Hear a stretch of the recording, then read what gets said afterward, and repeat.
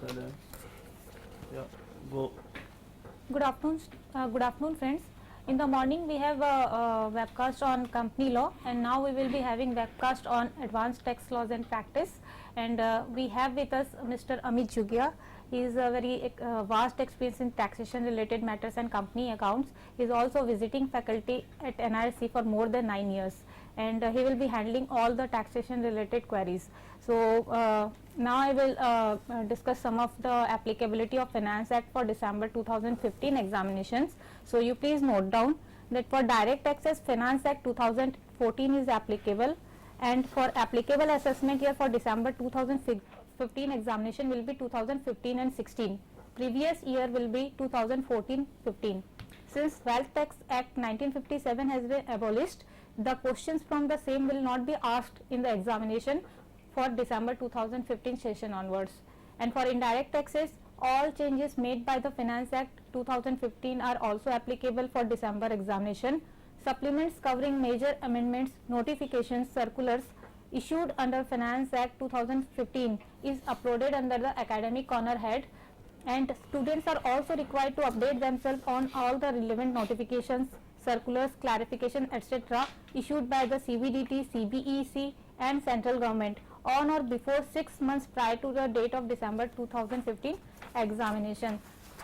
Students, I would like to inform you that if you have any queries or if you want any supplements for tax laws and practice, the same is uploaded on the academic corner of ICSI website. You just click on the academic corner blinking on the home page, and you will find supplements for December 2015 examination. And moreover, we have also uploaded practice test manual for financial, treasury and forex management and company accounts and auditing practices. So you can prepare for your examination. This will be covering all the practical aspects, and we have also prepared revisionary practice papers for all the subjects, whether it is either it is executive program or professional examination. You will be using, you can use all these modules, and you can buy this revisionary practice papers from the institute website. It is available on e-cart. Now I will hand over the session to Mr. Jugia. He will take up your queries and he will explain all the things in detail. Thank you, sir. Thank you, ma'am. Good afternoon, friends. Basic thing was, before starting the session, that you should focus on your CS qualification. CS is one of the best qualification we have right now in India for corporate law professionals. So with this background, I will just start the session. Okay, let me tell you how we will go about the session. Basically, I will take up the direct tax part first and then the indirect taxes. In very short duration, so it will be difficult to cover all the topics and to do it practically also. So what will be my approach? Basically, we will be brushing up all the areas. If you have any queries, then you can pass on your queries at the link given to you, and then we can take up your queries. And instead of 2 hours, this session will be for 3 hours. So how we'll go about the session? Let me discuss that first. So first the direct tax part and then the indirect tax part. So in the direct tax part, we are starting with the basic concepts, tax rate, tax calculations. So let us do that.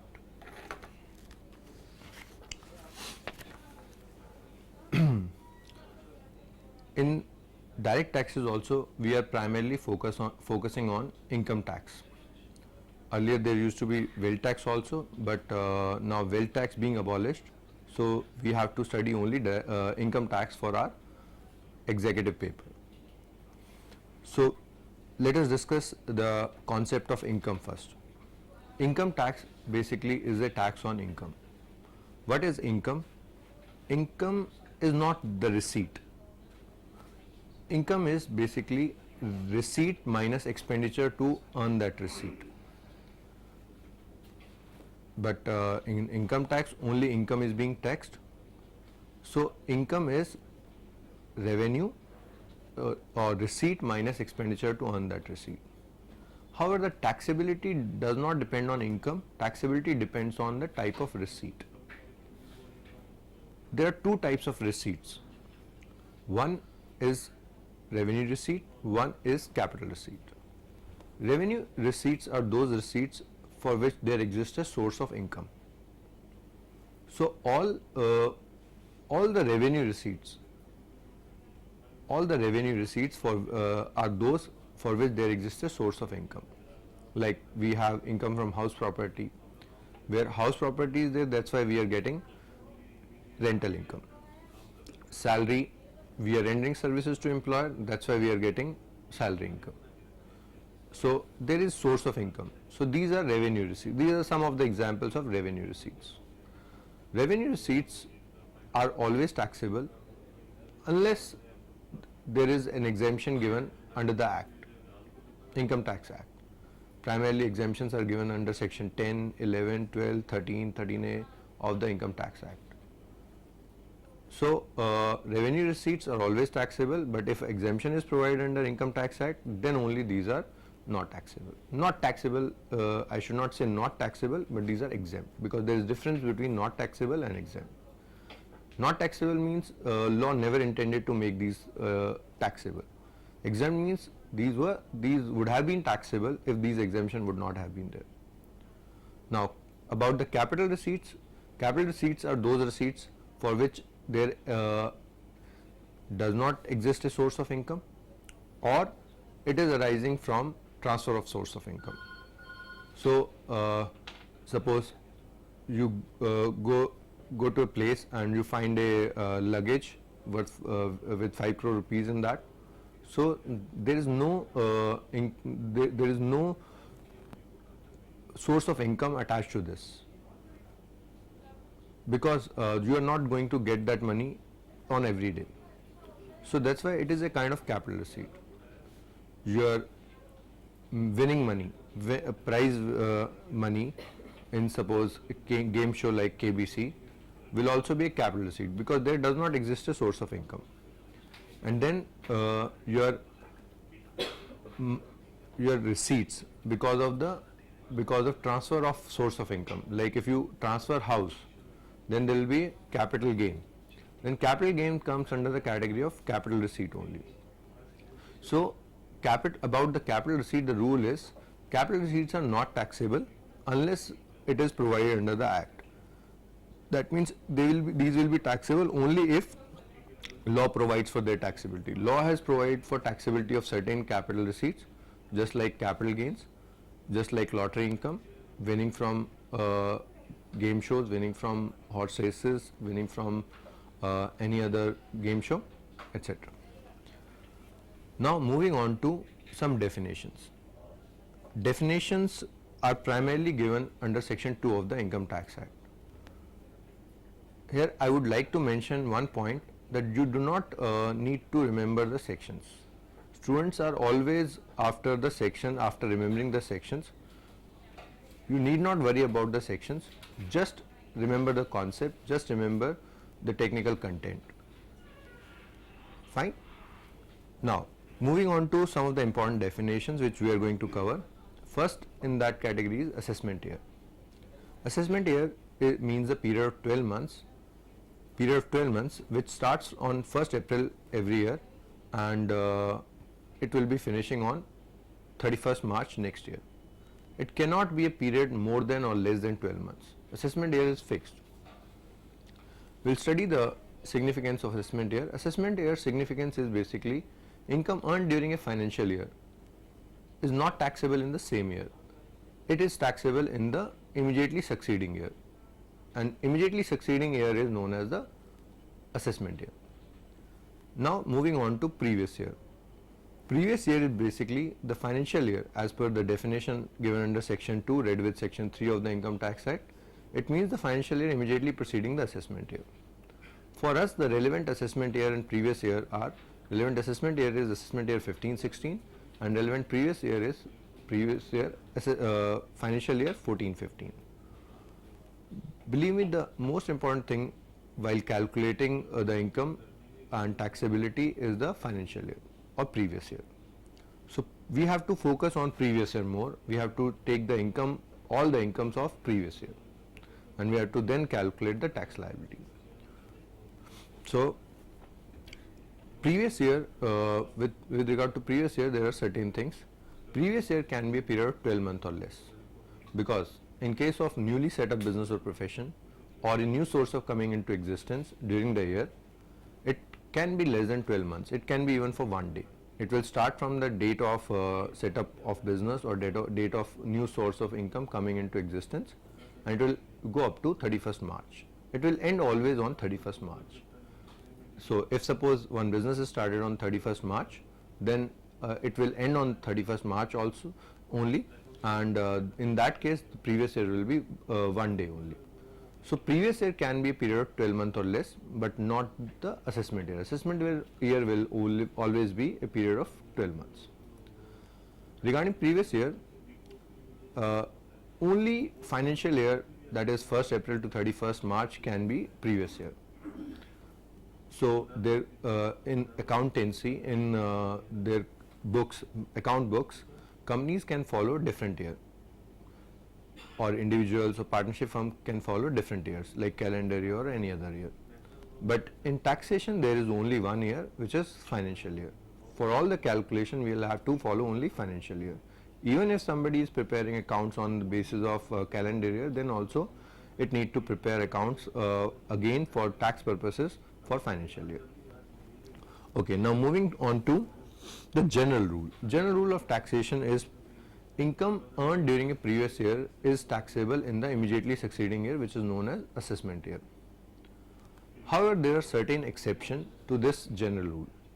These exceptions are very important from the point of exam. Now coming on to these exceptions are where income earned during a previous year gets taxed in the previous year itself. So there are 5 exceptions which we are going to discuss.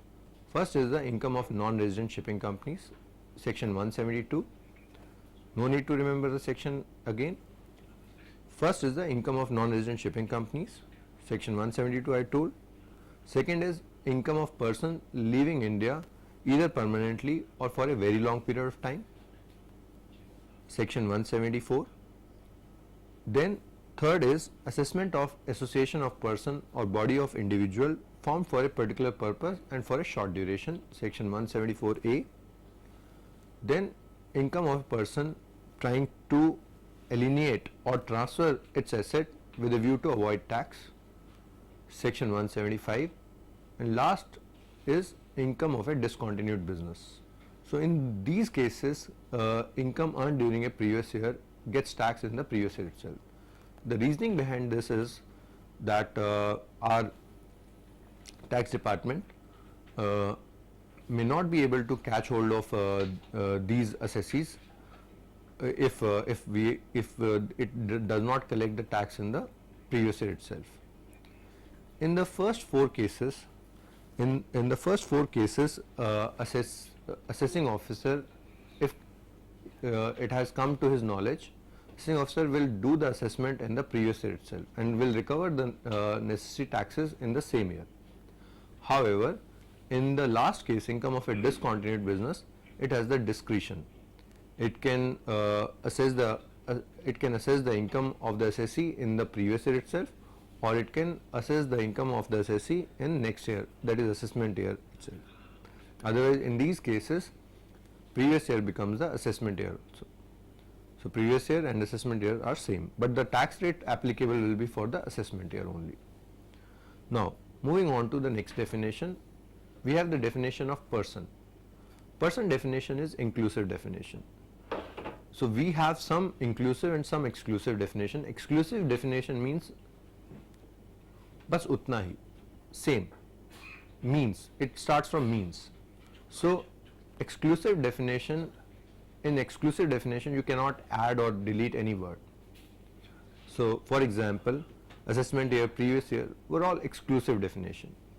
Person definition is an inclusive one, where lawmaker could only think of certain things, but similar things can also be there. So person definition is inclusive.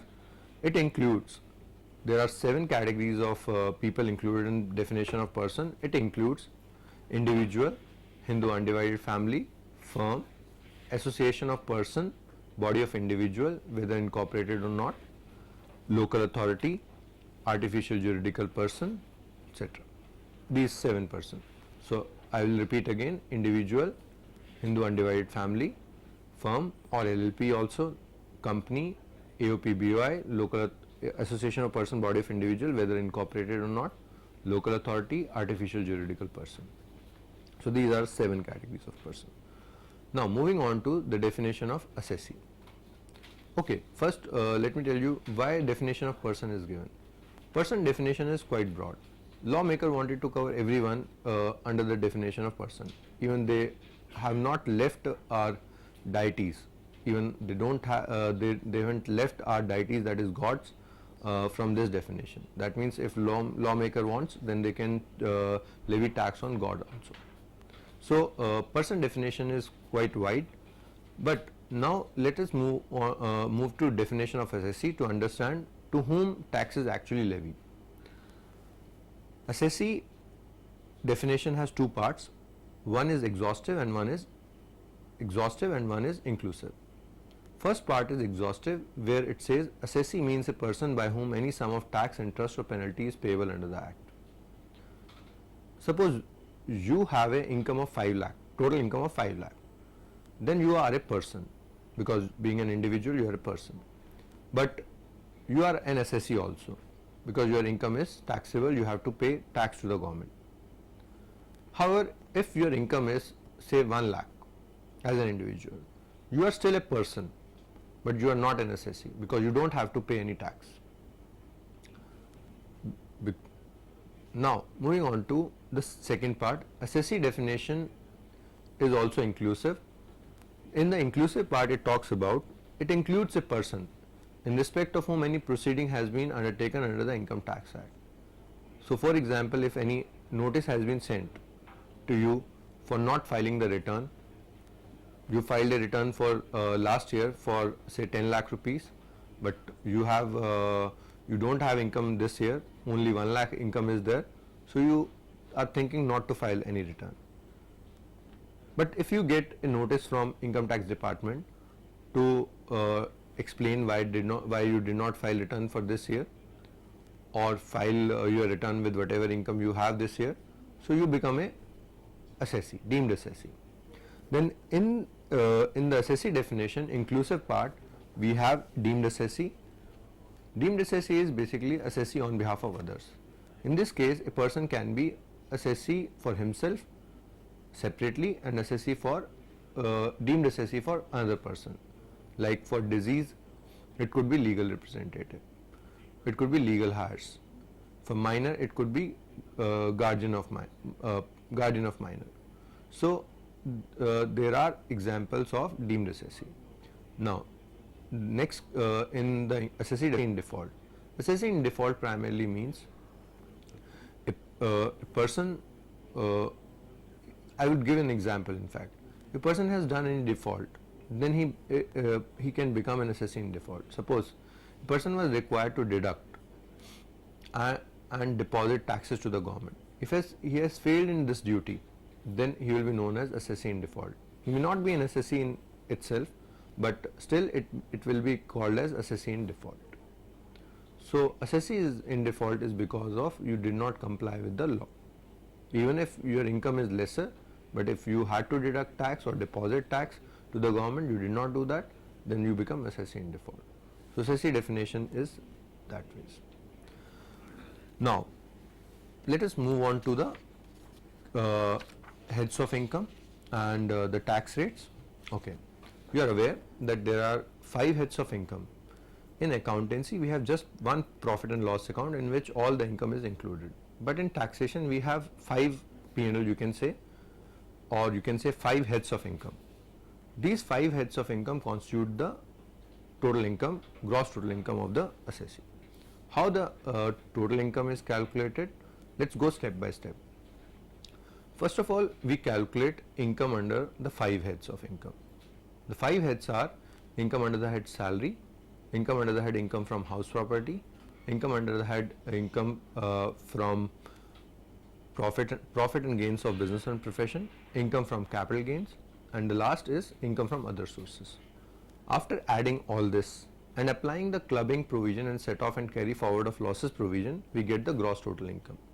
Out of the gross total income, we give the deduction under chapter 6A, or you can say section 80C to 80U. Then we get the total income. On total income, we calculate the tax as per the rate applicable to that particular assessee. So we are going to discuss those rates in a few minutes. So we calculate the tax. Then in the tax, we add surcharge if there is any. If there is marginal relief, we provide that marginal relief, and then we add education cess as well as secondary and higher education cess to the tax liability. From that, if TDS, tax deducted at source, if any, would be deducted, advance tax paid would be deducted, any self-assessment tax you have paid will be deducted, and then the net tax liability or the refund. If you have paid more taxes, then it will be refund. If you have paid less taxes, then it will be net tax payable by the assessee. So in that way, we calculate the tax liability for each and every assessee. We need to see the rates, but this is the basic procedure. Let me repeat it again. So first of all, we add the income under the 5 heads of income. In this income, we will apply simultaneously the clubbing of income provision as well as set off and carry forward of losses provision. Then we get the gross total income. Out of the gross total income, we will deduct the deduction under section 80C to 80U or chapter 6A. Then we get the total income. On total income will be rounded off. Then on the total income, we calculate the tax liability, and tax liability we add surcharge to it, we give marginal relief, then we add education cess and secondary and higher education cess to get the total tax liability. Out of that, if some taxes have been paid by way of TDS or advance tax, those are deducted to get the net tax liability, and if some self-assessment tax is also paid, that is also deducted. Then we get the net tax payable or the refund. Now let us move on to the tax rates.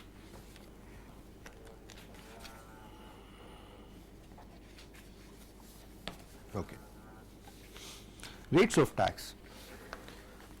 As you are aware, the assessment year is 15-16, and the tax rate applicable would be from Finance Act number 2 of 2014, and the tax rate basically will be divided into tax on normal income and tax on special income.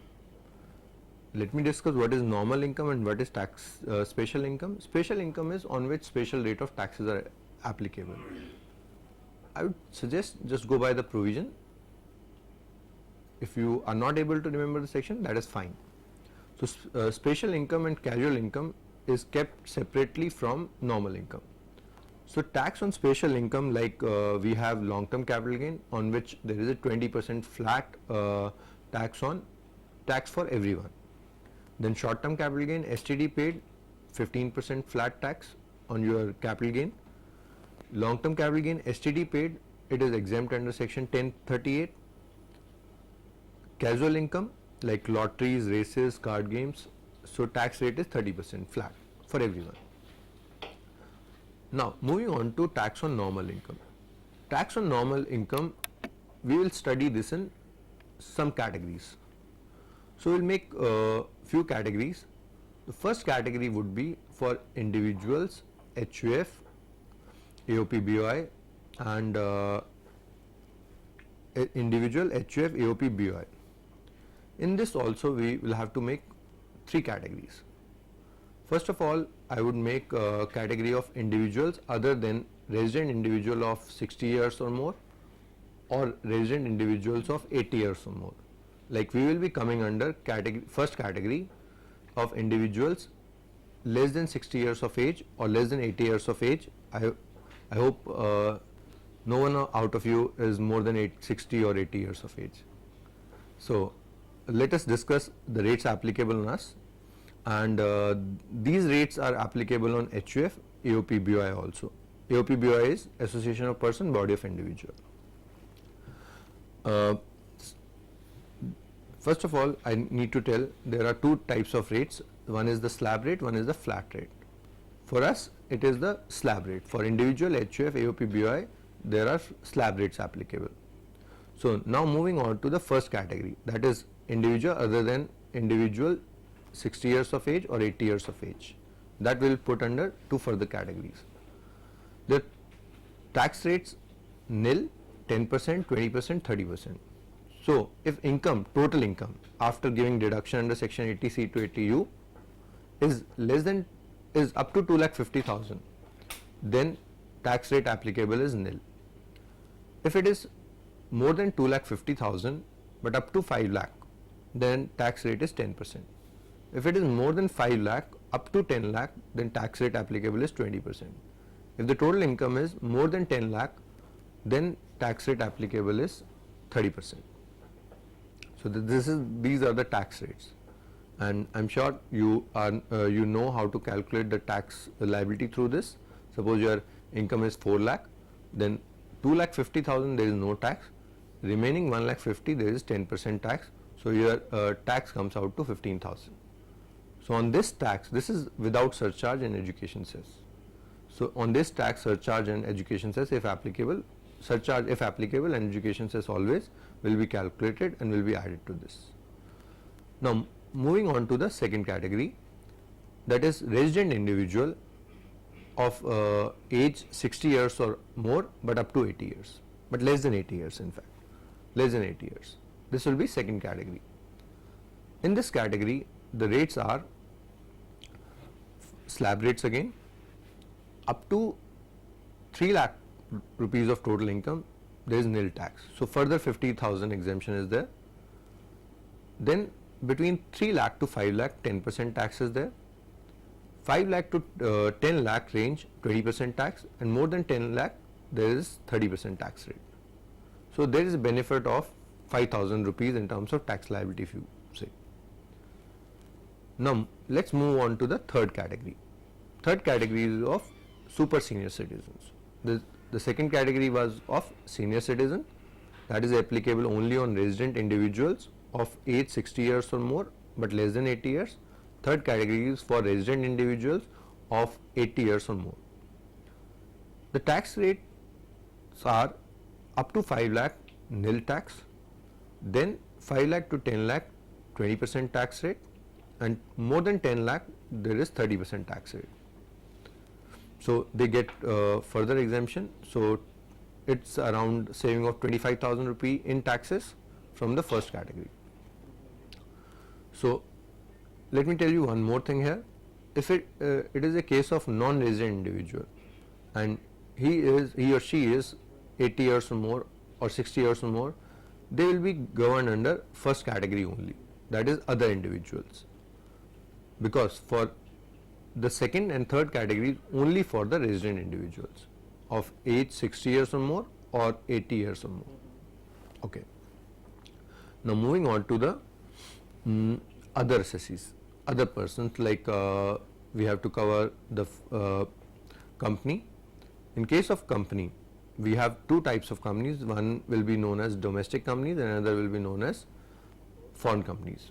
We'll learn how to calculate, how to determine it's a domestic company or a foreign company in residential status. For domestic company, tax rate is 30%. For foreign company, tax rate is 40%. And I will come to the surcharge part for every SSC separately.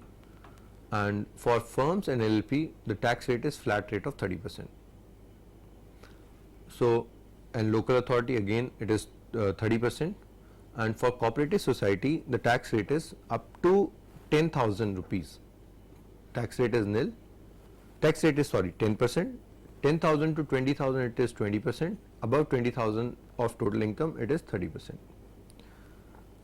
Now moving on to the surcharge. Surcharge is basically levied for persons who are earning an income beyond a threshold limit. Now moving on to surcharge, individual HUF, AOP, BOI, there is a surcharge of 10% if their total income exceeds 1 crore rupees. If their total income does not exceed 1 crore rupees, then there is no surcharge. So here it is important to tell you about the concept of marginal relief also. What is the concept of marginal relief? Suppose your income is 1 crore and your tax liability, I am not calculating it.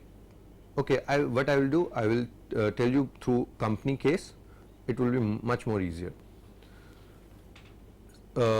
Now moving on to surcharge for firm, local authority. In these cases, surcharge will be at the 10% if total income exceeds 1 crore. If it does not exceed 1 crore, then there is no surcharge. Marginal relief is available in this case also. In case of company, domestic company, surcharge is 5% if total income is more than 1 crore but up to 10 crores, and surcharge is 10% if total income is more than 10 crore rupees. Marginal relief is available. In case of foreign companies, surcharge is 2% if total income is exceeding 1 crore but up to 10 crore, and if total income is exceeding 10 crore rupees, then surcharge is 5%. Now let me tell you the concept of marginal relief here. Suppose we take a case of domestic company. 1 crore on 1 crore income, it is paying the tax of only 30 lakh rupees without surcharge, without education cess. Let's keep education cess separate. If its income increases from 1 crore to 1 crore 1 lakh, surcharge at the rate of 5% will be applicable on this. So what will happen? On 1 crore tax will be 30 lakh, on another 1 lakh tax will be 30,000. So 30 lakh 30,000 will be the tax. But now surcharge will also be there because income is 1 crore 1 lakh. So there will be surcharge of around 1,65,000, 5% surcharge.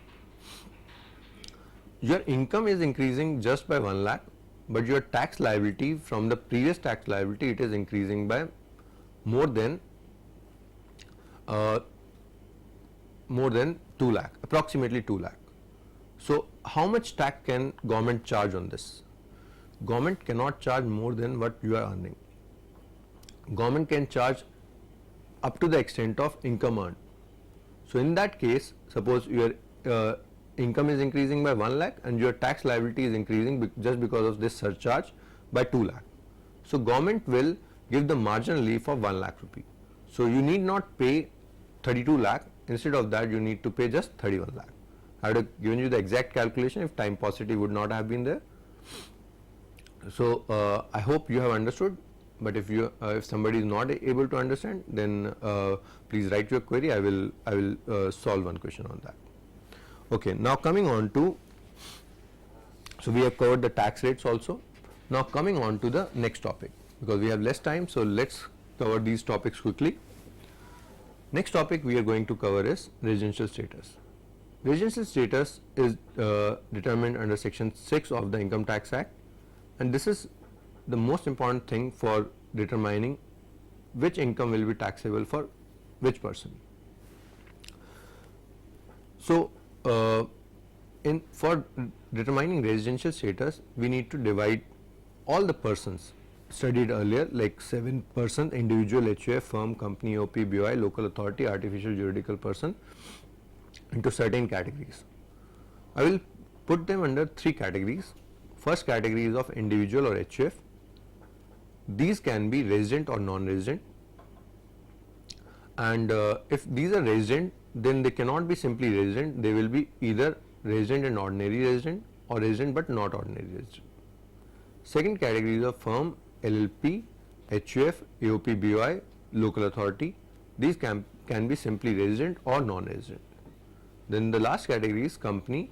Company can be also resident or non-resident. There is no concept of resident and ordinary resident, resident but not ordinary resident in case of category 2 and category 3. So we have to now learn So what is the significance of the residential status? What is this like why this residential status is determined? Because we want to know for whom what income will be taxable.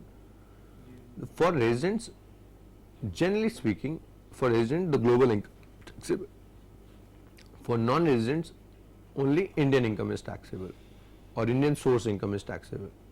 So we'll cover this in detail because we have to cover the residential status and then we have to cover scope of total income or incidence of tax, whatever you say. Now, coming on to residential status of second category. First, second category we have put firm, HUF, firm, AOPBOI, local authority, artificial juridical person.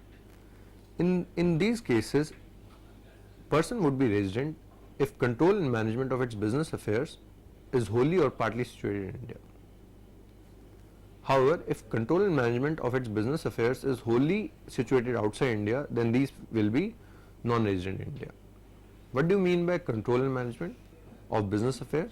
Control and management does not mean where the actual work is happening. Control and management means where the head and brain of the business is situated. So where major decisions relating to business are taken, that is the place where control and management of the business is situated. So if suppose partnership firm work is getting done in India, but all the partners sit and take decisions outside India. So in that case, control and management will be said to be outside India. So the rule once again is, if control and management of its business affairs is situated wholly or partly in India. What does this partly mean? Partly means even if one decision is taken in India, then control and management will be said to be situated partly in India and that person will be resident in India. Resident has implications because the entire income earned throughout the world will be taxable in case of resident. However, if control and management of its business affairs is wholly outside India, that is all the major decisions relating to business are taken outside India, then the person will be non-resident in India and its Indian income will only be taxable. Now moving on to category 3, in case of company, first of all, in case of company we need to divide the companies between domestic and foreign company. Domestic company or in domestic companies there are two categories of company. One is the Indian company and one is the foreign company which has made the arrangement for declaration and distribution of dividend in India. There are certain conditions needs to be satisfied. It has maintained books in India, it has all the shareholders based in India. So if these conditions are satisfied, the foreign company can also become resident in domestic company. Indian company the rule is always resident in India, whether it has control and management in India or outside India does not matter. In case of foreign company, in case of domestic companies, that is Indian company as well as foreign company which has made the arrangement for declaration and distribution of dividend in India, the same rule applies. In case of foreign companies, the rule is if control and management of its business affairs is wholly situated in India, then only these are resident in India. However, if control and management of its business affairs is situated wholly or partly outside India, then these are non-resident. It's a big relief to foreign companies because if suppose they take a decision in India, one decision in India and remaining decision outside India, and government introduces that the law that if control and management is wholly or partly in India, then you will be resident.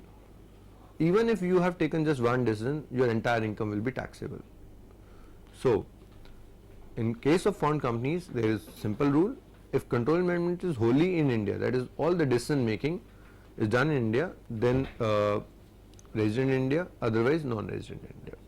There is a lot of tax planning being done at in respect of residential status, which you will learn at the CS professional stage in advanced tax laws and practice. Now let's quickly move to the first category. First category was about individuals and HUF. First of all, let me discuss the residential status of individual. Individuals can be resident or non-resident. Individual will be resident in India if he satisfies one of the two conditions. we can call these two conditions as basic conditions. Any one of the two basic conditions is satisfied, the individual will be known as resident in India. What are these two basic conditions? First is, if stay of individual in India is 182 days or more during the relevant previous year, then individual will be resident in India. So if you have stayed in India for say the entire year, entire financial year, then you are resident in India. Okay. But if somebody has stayed only for 100 days in the relevant previous year and remaining days outside India, but had never been outside India before that, so for that there is a second condition. So if you do not satisfy the first basic condition, you move on to the second basic condition. It is not automatic. So first try to satisfy first basic condition. If it is satisfied, then you are resident. Otherwise, you check the second basic condition. Second basic condition is, stay of individual in India should be 60 days or more during relevant previous year and 365 days or more during 4 previous years immediately preceding relevant previous year. So if you have spent only 100 days in India during relevant previous year, so you do not satisfy first condition, but you can satisfy second condition because your stay is more than 60 days in the relevant previous year and 365 days or more in the 4 previous year immediately preceding the relevant previous year. How this 4 previous year is calculated?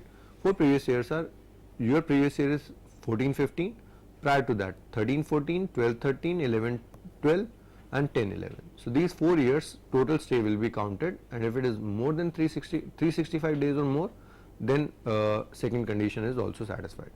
However, if 60 days are also not if an individual does not stay for even 60 days during the relevant previous year, then that person will be non-resident in India. So if somebody does not satisfy in any of these two conditions, then he or she will be non-resident in India. Now let us discuss some exceptions also. There are some exceptions to this basic condition. In this case, in these exceptions, second condition becomes redundant, becomes useless, because in the second condition the word the 60 days are replaced by 182 days. So if somebody has satisfied 182 days first condition, and then it is already resident in India. If somebody has not satisfied the first condition, then second condition says it is also 182 days, then there is no point checking that also. So in the next few cases which I am going to discuss, we will check only the first basic condition. If first basic condition is satisfied, then individual is resident in India. So what are these exceptions? These exceptions are some in case of Indian residents. For Indian citizens, there are 3 exceptions basically. If an Indian citizen comes on a visit to India during relevant previous year, so only first basic condition needs to be checked, second condition is redundant. People plan their stay in such a manner that they stay in India for almost 1 year, but they don't become resident in India for even 1 of the year. They spend around 362 days, 181 in 1 year and 181 in another year, and they do not become resident in this. This part you will learn in advanced tax law and practice. Okay, now moving on to, so second is Indian citizen who is a crew member of an Indian ship. If an Indian citizen is a crew member of an Indian ship, then it will be governed by the first basic condition only. So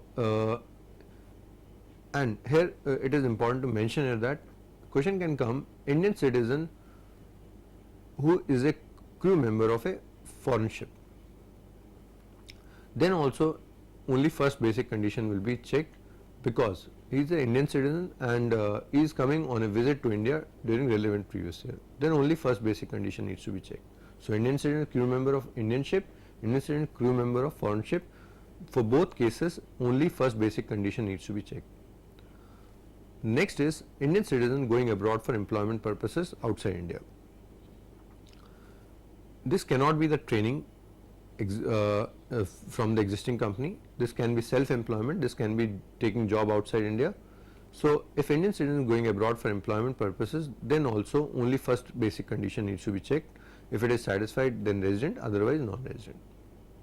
The second category of person to whom this exception is applicable is person of Indian origin.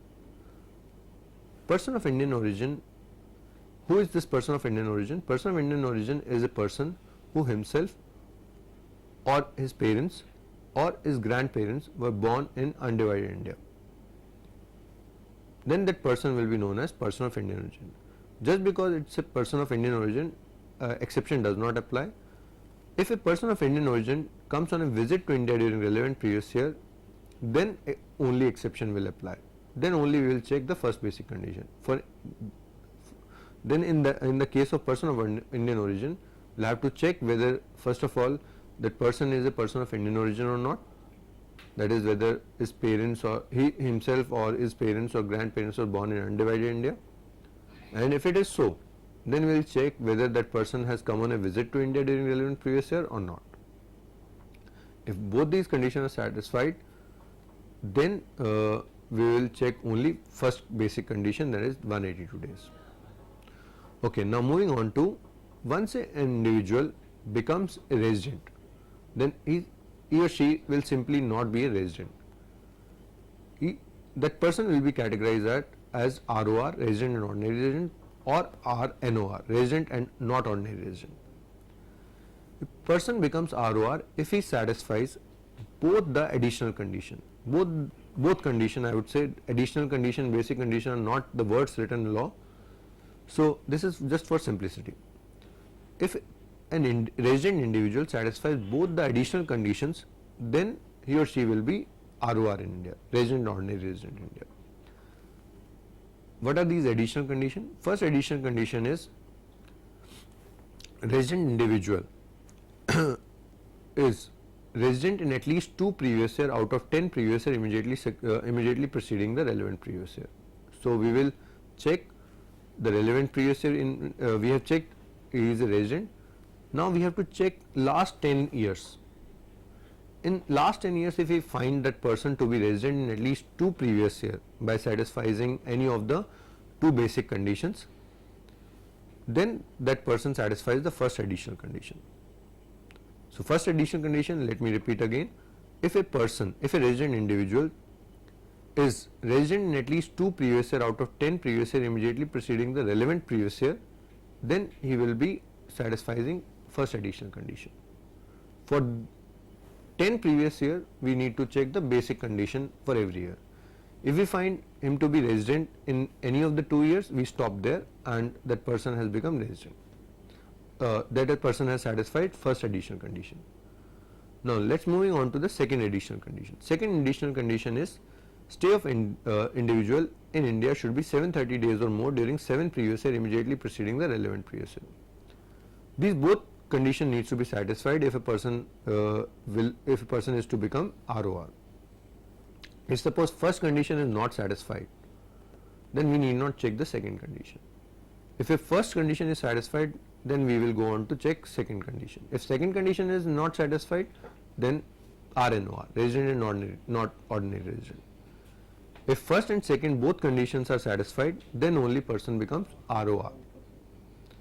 So individual becomes ROR by satisfying both the additional conditions.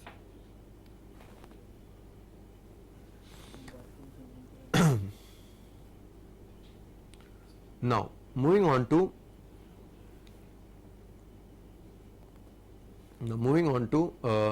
HUF. So just to summarize again, individual. If individual satisfies any of the 2 basic conditions, then he will be resident in India. There are some exceptions of basic condition. Only first basic condition will be checked in some cases, which are Indian citizen coming on a visit to India, Indian citizen being a crew member of an Indian ship, Indian citizen going abroad for employment purposes, person of Indian origin coming to a visit to India. And if individual is resident in India, then we need to check whether he is ROR or RNOR. ROR if it satisfies both the additional condition, otherwise he is RNOR, resident and not ordinary resident. Now the HUF's residential status. HUF residential status is resident if control and management of its business affair is wholly or partly in India. If control and management of its business affair is wholly outside India, then HUF will be non-resident in India. If HUF becomes resident in India, then further we need to check whether it is ROR or RNOR. If HUF has to become ROR, then two additional conditions needs to be satisfied. What are these additional conditions? These additional conditions are same as those were in case of individual, but these need to be satisfied by the Karta of HUF, that is head of HUF or manager of HUF, you can say. So what are these two additional conditions? Let me repeat again. Karta need to be resident in at least 2 previous years out of 10 previous years immediately preceding the relevant previous year. And second is Karta stay in India should be 730 days or more during 7 previous year immediately preceding the relevant previous year. If Karta satisfies both the additional condition, then Karta will be then HUF will be resident ROR in India. Then HUF will be ROR in India. So here one point to mention, students are confused when suppose Karta is non-resident, then can HUF be ROR? Yes, in that case also HUF can be ROR, because we don't have to check. We are not checking residential status of Karta here. We are checking residential status of HUF. If Karta is non-resident, but he is satisfying both the additional conditions, that is to resident in at least 2 previous year out of 10 previous year and stay of 730 days or more in 7 previous years, then HUF can still become a ROR. So student has to remember that it does not depend upon Karta's satisfying basic condition or not. Student gets confused in this. So HUF can still be a ROR if Karta is non-resident, provided Karta satisfies both the additional conditions. Okay, now we have discussed individuals residential status, HUF and all the other persons residential status. What is the relevance of this residential status? Residential status is determined under section 6. Now move on to the incidence of tax or scope of total income, which is determined under section 5 of the Income Tax Act. Now let us discuss the scope of total income. For this we will divide all the persons into 3 categories. One is resident or ROR, second is RNOR. RNOR is only applicable in case of individual or HUF. There is no RNOR category in case of other persons, that is in case of in case of firm, LLP, AOP, BOI, local authority, artificial juridical person, company, there is no RNOR. These can be simply resident or non-resident. So we have 3 categories: ROR or resident, RNOR only for individual and HUF, third is NR, non-resident. We have to determine the scope of total income according to this. There are 3 basic principles for determining scope of total income. Let us discuss these 3 principles. Income received in India. Here received means first receipt, not the remittance. Income received in India or deemed to be received in India. There are examples of deemed to be received in India given under section 7 of the Income Tax Act. So income received or deemed to be received in India is taxable for all, whether you are ROR, RNOR or NR. Now let's move on to income accrues or rise in India or income deemed to accrue or rise in India. What is this income accrue or rise in India? Income accrues or rise at that place where the source of income is situated. Suppose you have a house in India and you are getting a rental income, then your rental income will be said to be accrue or rise in India. Even if you are receiving this income outside India, but this will be said to be accrue or rise in India, because source of income is in India. So these are basically 3 filters. We will say these are basically 3 filters. If income is not caught in one category, then it can be covered under second category or third category. So income received in India, if suppose rental is received in India, we need not check the second one. So it will be already taxed. income will not be taxed again and again just because it is received in India as well as it is accrued in India. It will be taxed only once. These are basically three filters. If it is not covered in one, it can get covered in other two. So, if source of income is situated in India, then income will be said to be accrue or arise in India. And income deemed to accrue or arise in India, there are certain instances which are given to clarify, to give to explain under section 9 that these income are always deemed to accrue or arise in India. So there should not be any confusion regarding that.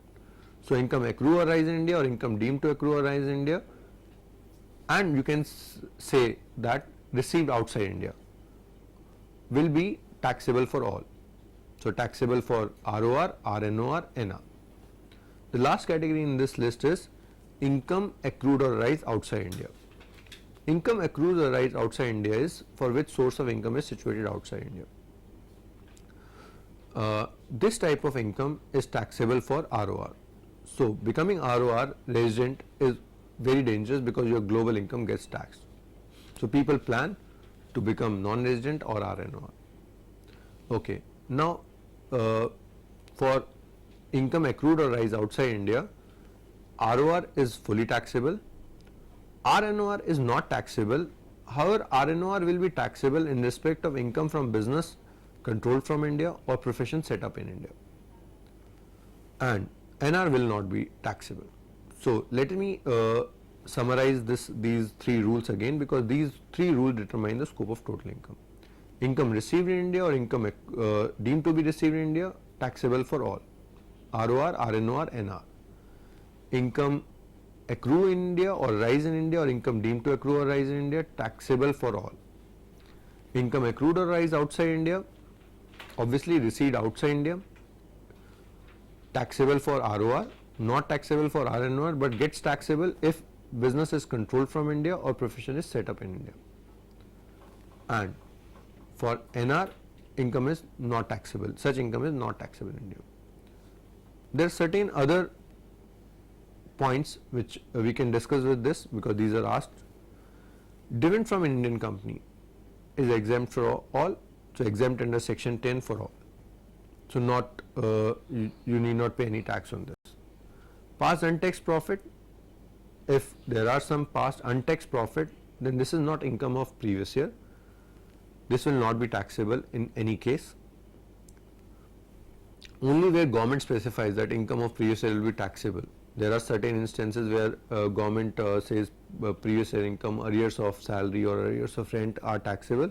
Only then these gets taxed. Otherwise, past untaxed profits are not taxable in the previous year.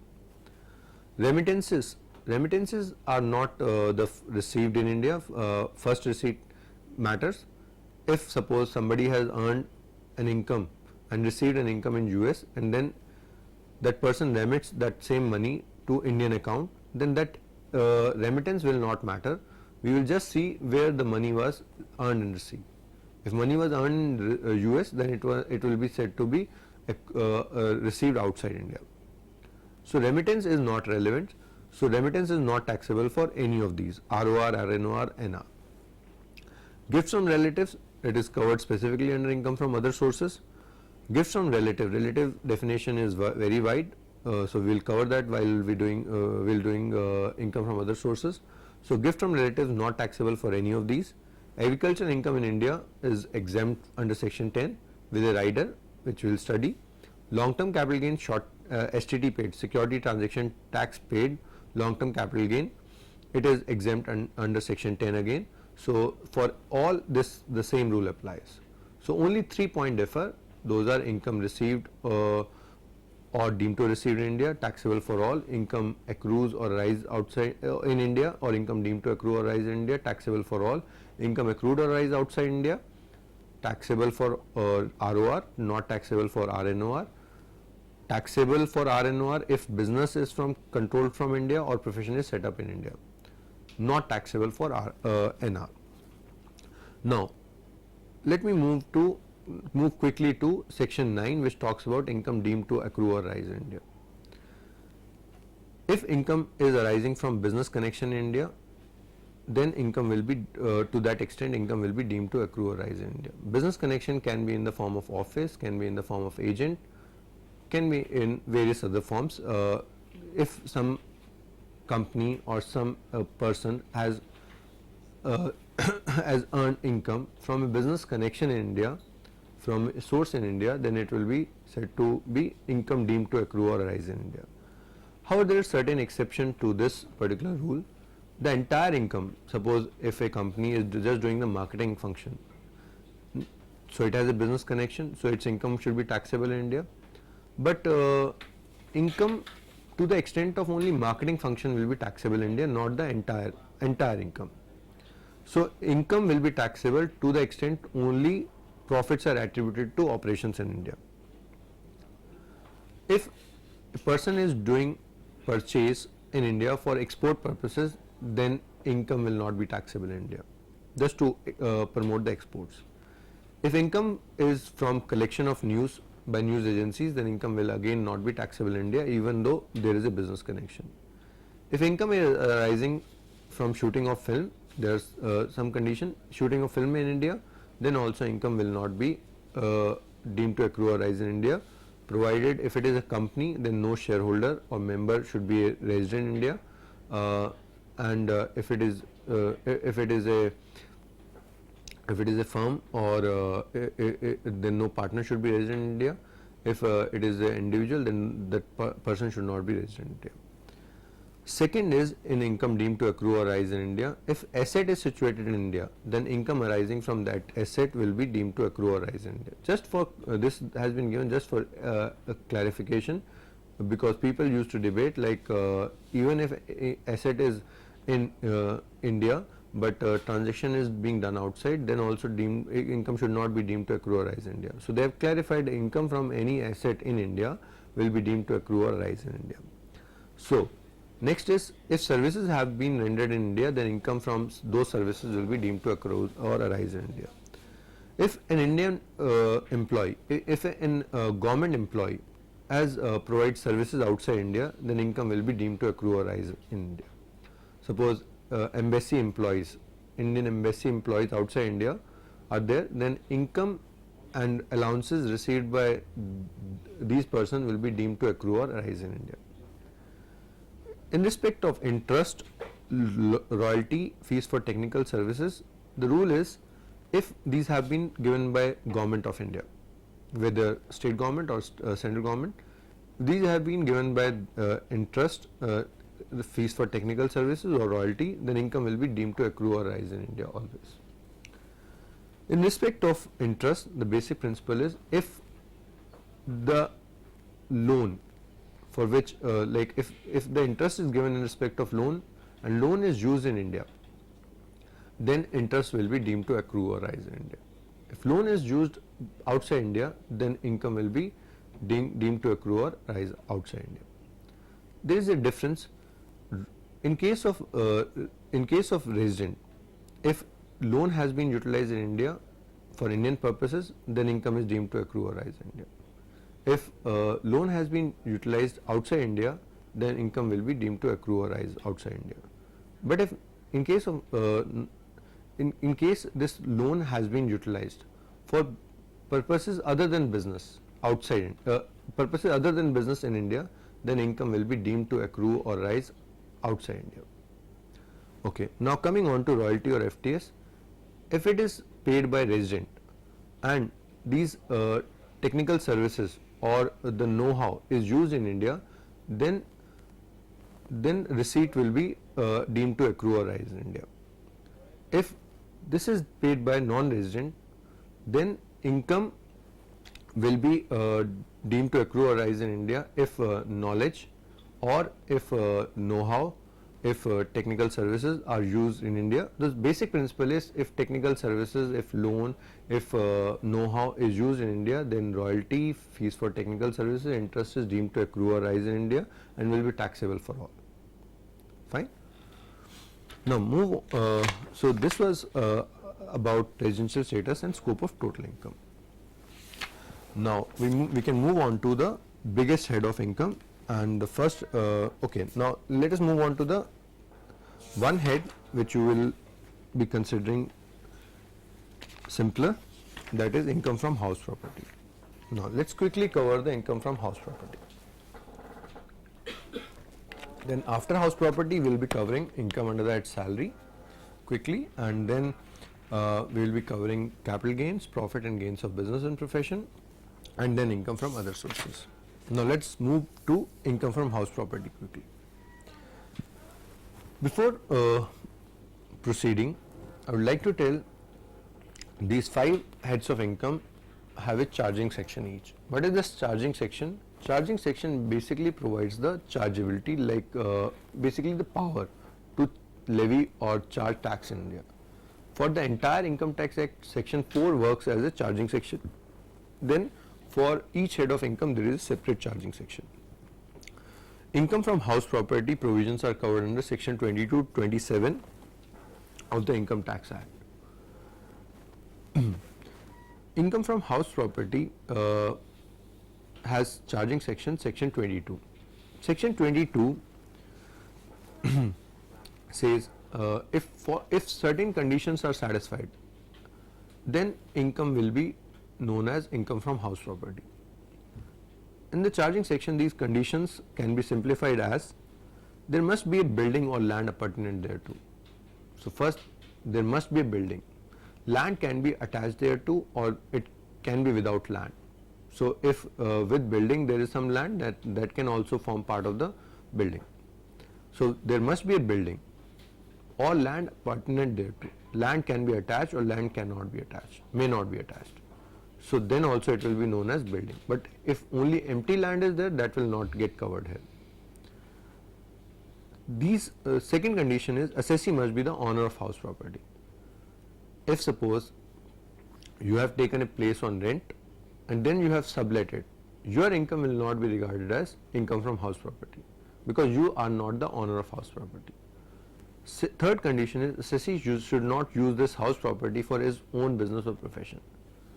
If you are using this house property for your own business or profession, it will get covered under PGBP, profit and gains of business or profession. So these three conditions are must to be satisfied for income to be taxable under the head income from house property. So let me repeat these again. First, there must be a building or land appurtenant thereto. Second, assessee must be the owner of the house property. Third, assessee must not use this house property for his own business or profession. If all these conditions are satisfied, then only income will be taxable under the head income from house property. Now let me ask you one question here. Suppose one builder, say builder like DLF or Unitech, you would have heard these names. If suppose they have built their premises and they are giving these on rent, then what type of income should be? Should it be PGBP or should it be income from house property?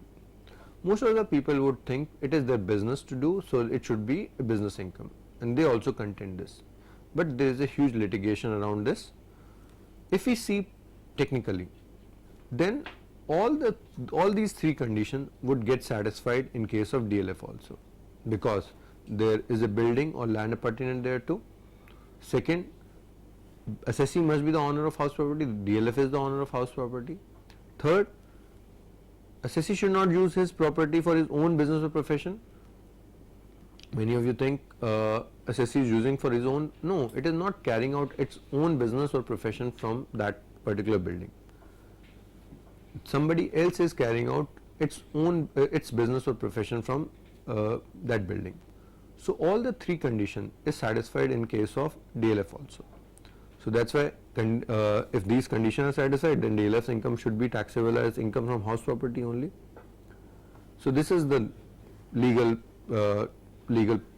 hassle, you can say, which is going on, but still technically these three conditions are satisfied, then income should be taxable as income from house property. And taxability depends upon not the actual income. I should say income from house property is the only head where notional income can gets taxed, because your income, taxable income, is depending upon the earning capacity of the building and not what exactly you are getting. So we'll learn that. So now if these three conditions are satisfied, then we will calculate the income from house property. Before that, let me discuss the uses of house property. For what purposes house property can be used? So basically there can be three purposes. One can be let out for residential purpose or let out for commercial purpose. In both the cases, income arising will be taxable as income from house property. It does not matter whether that person who has taken the premises is using it for residential or commercial purpose. For assessee, it will be income from house property. Second is self-occupied for residential purposes. If property is for the entire year or from the period you have purchased the property is used for residential purposes, then income will also be taxable as income from house property. But if property is vacant, okay, one more, self-occupied. Self-occupied for residence will be taxable as income from house property. In fact, here there is a benefit given by the government. You get the deduction, your income is zero. For one house, you get the deduction. If property is self-occupied for business or profession, then income is taxable under PGBP. And last, for a vacant property which has not been let out during the year, so income would be taxable under income from house property. Here also it will not be income, it will be either zero income or losses. So income, you can see let out property always taxable as income from house property, self-occupied for residence taxable as income from house property, self-occupied for business under PGBP, vacant under income from house property. So we have these categories under which we will calculate the income. And when I talk about self-occupied for residence or vacant, I am talking about the entire year. Even if property is let out for one day, then it will be categorized as let out property. So let us do a format here for calculating income from house property. Let us start with let out property or deemed to be let out. What is this deemed to be let out property? Deemed to be let out property is basically if an assessee has more than one self-occupied houses for residence, then only one house as per his discretion will be categorized as self-occupied, on which it can take the benefit, and other house or houses will be categorized as deemed to be let out. So self-occupied for residence, if one house is there, then it is self-occupied.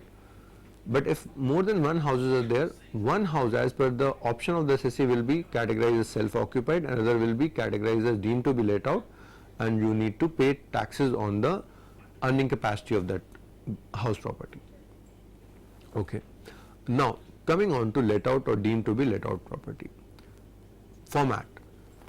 First of all, we will calculate gross annual value, GAV. How this is calculated, I will just discuss in few minutes. We will calculate gross annual value. Gross annual value, out of gross annual value we will deduct municipal taxes paid by owner in respect of during the relevant previous year, municipal taxes paid by owner during relevant previous year. Three words are important: municipal taxes, owner, relevant previous year. Municipal taxes are basically responsibility of the person who is occupier of the premises. If it is paid by the tenant, there is no deduction. If it is paid by the owner, then it was duty of the tenant, but owner has paid, that's why he is getting the deduction. So gross annual value less municipal taxes paid by owner, we get the net annual value. Out of net annual value, we deduct this we have two deductions. One is the standard deduction or statutory deduction at the rate 30% of NAV. This is for all the expenses like repairs, depreciation, insurance, etc. There used to be 7 category of expenses prior to this provision being introduced by government to simplify. And there is one deduction, statutory deduction or standard deduction at the rate 30% of NAV, and second deduction is interest on borrowed capital. So once you calculate these two deductions and deduct it from NAV, you will get income from house property. Standard deduction is not allowed if your NAV is 0 or negative. Standard deduction is only allowed if your income is positive. Now, if we have calculated income from house property like this, there are two more provisions. Government has taxed arrears of rent if not recovered earlier, if not taxed earlier. If suppose you have recovered some arrears of rent which were not taxed earlier, and you have, when you have received, and whatever amount you have received in the current financial year, that will be taxed post giving you 30% deduction out of that. Suppose in respect of previous year 13-14 you have received 1 lakh rupee. So 1 lakh rupee minus 30,000, 70,000 will be added to your income, even though you do not hold the property in this year. Even if you don't hold the property in this year, this arrears will be taxable in your hands. Next is a recovery of unrealized rent. We'll study this. If you have recovered unrealized rent which was allowed as reduction in any previous year earlier, then that will also be taxable, and your entire income will be known as income from house property. There can be loss also from house property, so there can be positive income, there can be loss also from house property, because if your expenditure are more, like interest on borrowed capital is more, or if your income is 0, then there can be losses also under the head income from house property. In case of self-occupied house for residents, NAV is nil because you are not getting any income. GAV you can say GAV is nil. You are using for your residence, so you are not allowed deduction of municipal taxes. So you can start with NAV being nil. There is no standard deduction allowed. Interest is also restricted. There is a restriction of interest up to 30,000 or 2 lakh upon satisfaction of certain conditions. We'll see what those conditions are. So your maximum loss in case of one self-occupied house for residents will be up to 2 lakh rupees. So let me tell you here, tax is the only place where people want a loss. They never want a loss in their other transaction or their real life, but tax is the only place where they want a loss, because once they will have loss, they will show less income, they will be paying less taxes, or they will be paying no taxes. Okay, now coming on to self-occupied for residence property.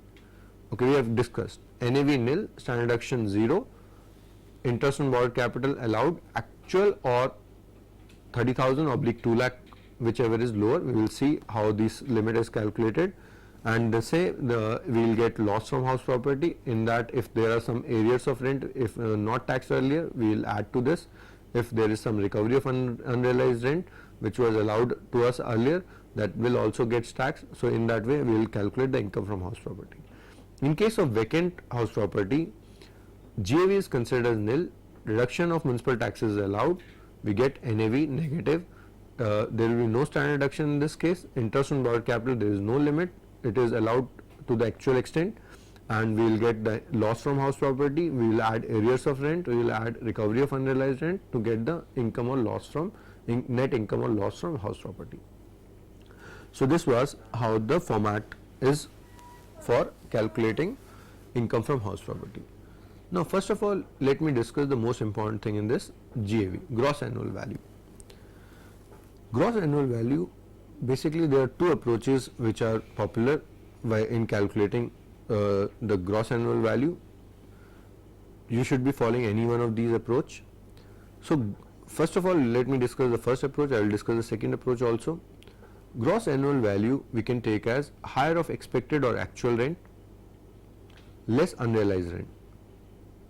Higher of expected or actual rent, and less out of this we will deduct unrealized rent of previous year. We need to understand these three terms: expected rent, actual rent, unrealized rent. What is this expected rent? Expected rent is, okay, now let me give an example here. JV is expected rent or actual rent, whichever is higher, minus unrealized rent. Suppose expected rent is 5 lakh and actual rent is 4 lakh, then your JV is 5 lakh. If there is suppose 50,000 rupees unrealized rent, so 5 lakh or 4 lakh, whichever is higher, 5 lakh minus 50,000, 4 lakh 50,000 will be GAV, gross annual value. Now let me tell you what expected rent is. Expected rent is basically higher of municipal valuation or fair rent. So if fair rent is 5 lakh and municipal valuation is 3 lakh, so we have taken 5 lakh, but subject to standard rent. Standard rent is a rent prescribed by the Rent Control Act of the particular state. So it could be different for each of the state. So you will be provide that information in the question. If there is no standard rent, we need not worry. We just take the higher of fair rent or municipal valuation. So fair rent, suppose 5 lakh and municipal valuation is 3 lakh. So we take expected rent to be 5 lakh. But subject to standard rent. If standard rent is given and suppose it is 6 lakh, then we are fine. 5 lakh or 3 lakh, whichever is higher, but it cannot exceed 6 lakh. So we did not exceed 6 lakh. 5 lakh is the expected rent. But suppose if standard rent is 4.5 lakh, 4,50,000. So we'll first see fair rent 5 lakh, municipal valuation 3 lakh. Out of these, higher is 5 lakh, but it cannot exceed 4,50,000 standard rent. So it will be, answer will be 4,50,000. 4,50,000 will be your expected rent. I hope you are understanding. Fair rent, if fair rent is not given, then take actual rent as the fair rent. Actual rent per month will be considered as fair rent. Suppose if market rent is not available and your property is let out say 10,000 per month, then 10,000 to 12 will be considered as fair rent, 1,20,000. So we discussed what is expected rent. Now we are discussing actual rent. Actual rent will be rent for let out period. So for whatever period the property was let out, not the vacant period, property was let out, suppose out of 12 months, if 10 months property was let out, so it will be rent for 10 months. If it was let out for the entire 12 months, so it will be rent for 12 months. Fine. So actual rent is rent for let out period. We have not deducted unrealized rent from actual rent here in the first approach we are discussing. So now coming on to GAV is higher of expected or actual rent. We have discussed this. Less unrealized rent. What is this unrealized rent? If suppose assessee is not able to collect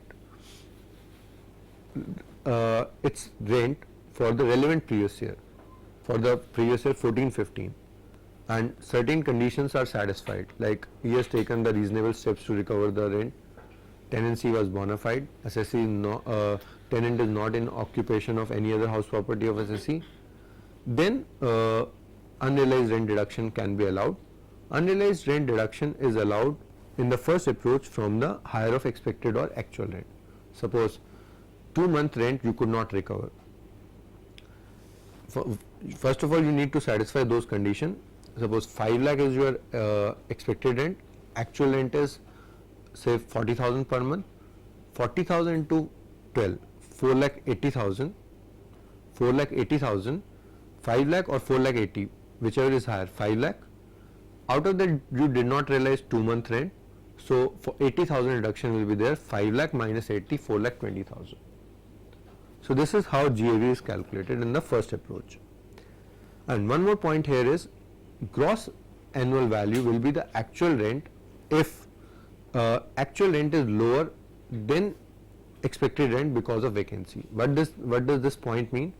If suppose there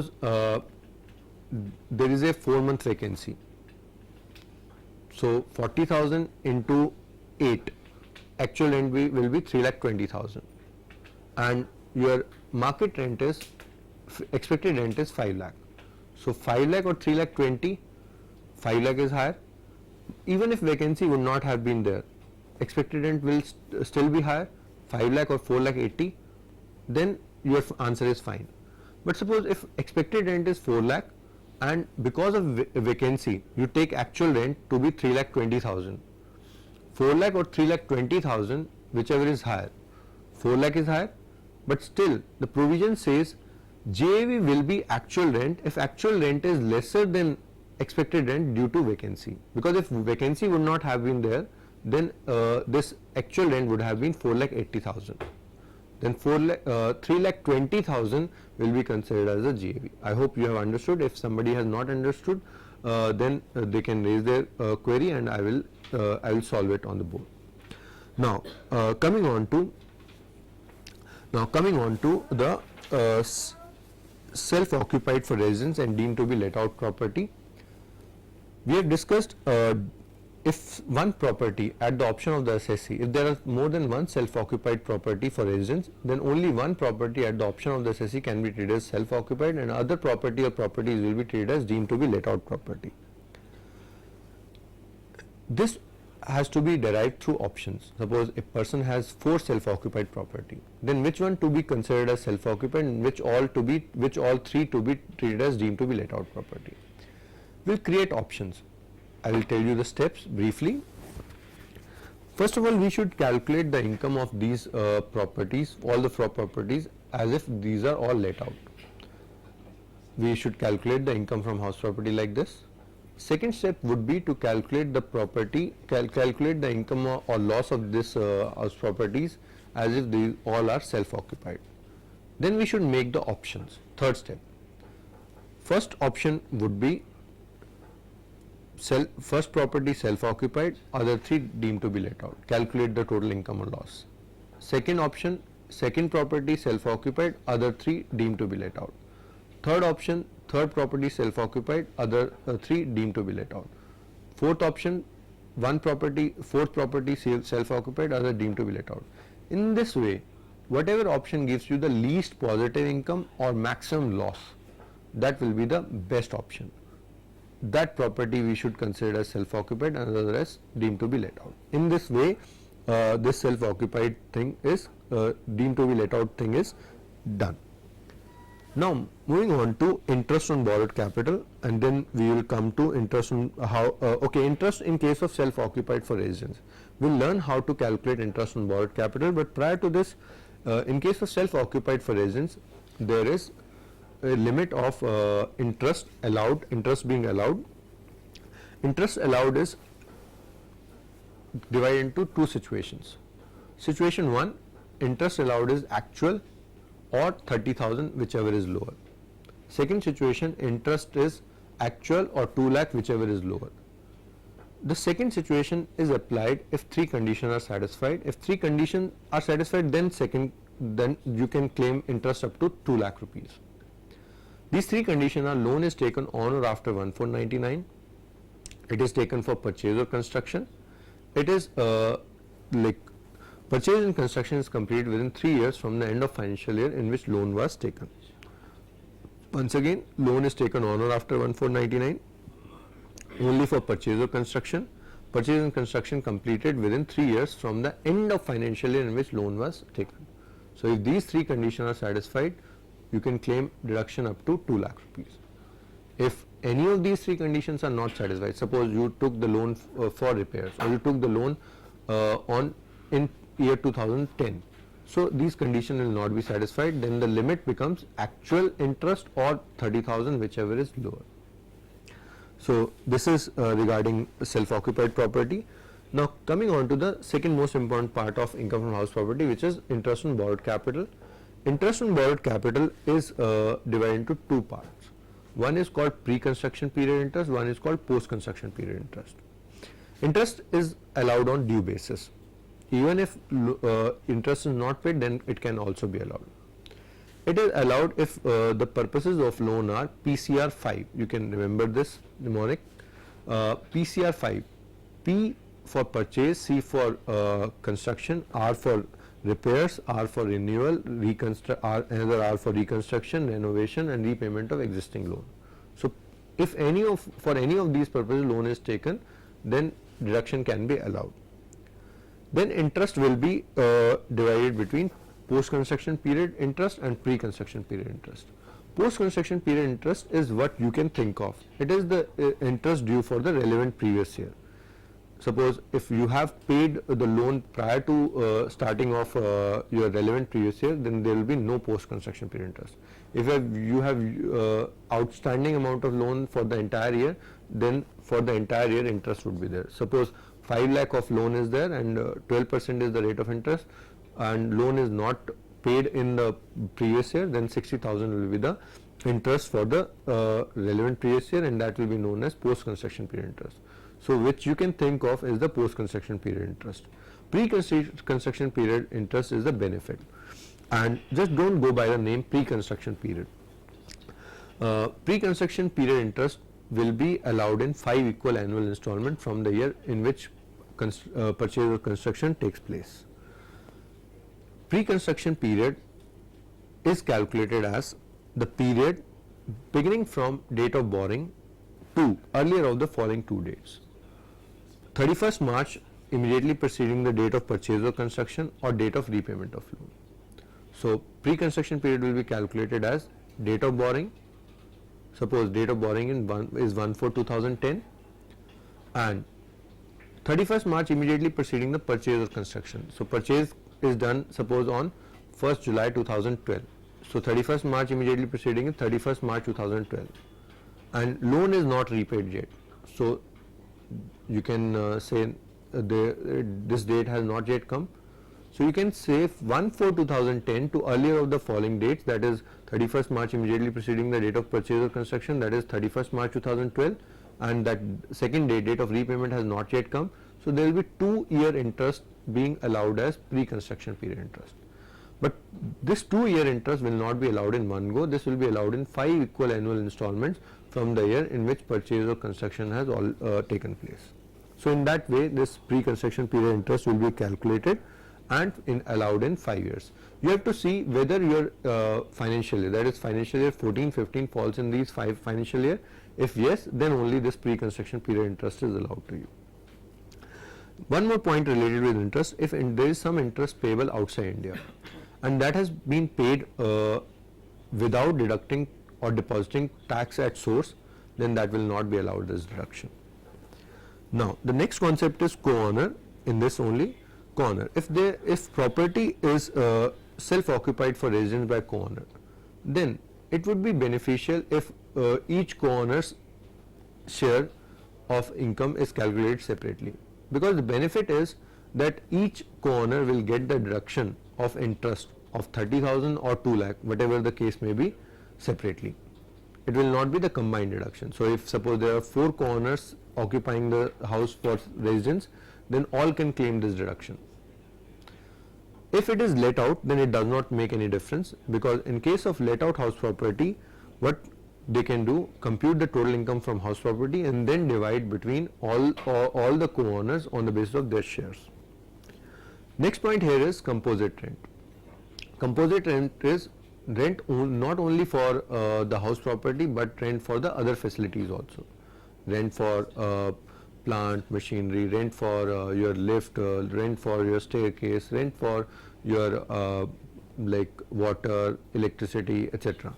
So in this case, if rent is composite rent, and you can bifurcate the rent of property and rent for other facilities, then property rent will be classified as rent from house property, income from house property, and rent of other facility can be classified as income from other sources or PGP, as the case may be. If it is your business, then PGP, otherwise income from other sources. But if rent is inseparable, that is cannot be split into rent from house property and rent for other facilities, then the entire rent will be taxable as income from other sources or PGP, as the case may be. Now the last concept in this category before we break for 10 minutes is the deemed ownership, and this will be the end of income from house property. Deemed ownership, let me discuss. This is the area in which not the actual owner will be treated as owner of house property. There will be some other person who will be treated as deemed owner of the house property. In this category, first is transfer to spouse for inadequate consideration. If a house property has been transferred by an individual to his or her spouse for inadequate consideration, inadequate can be like free of cost, without any consideration, or lesser than the market value of the property or fair value of the property. Then the spouse to whom this property has been transferred will be the legal owner, but that will not be treated as the owner for the purpose of income tax.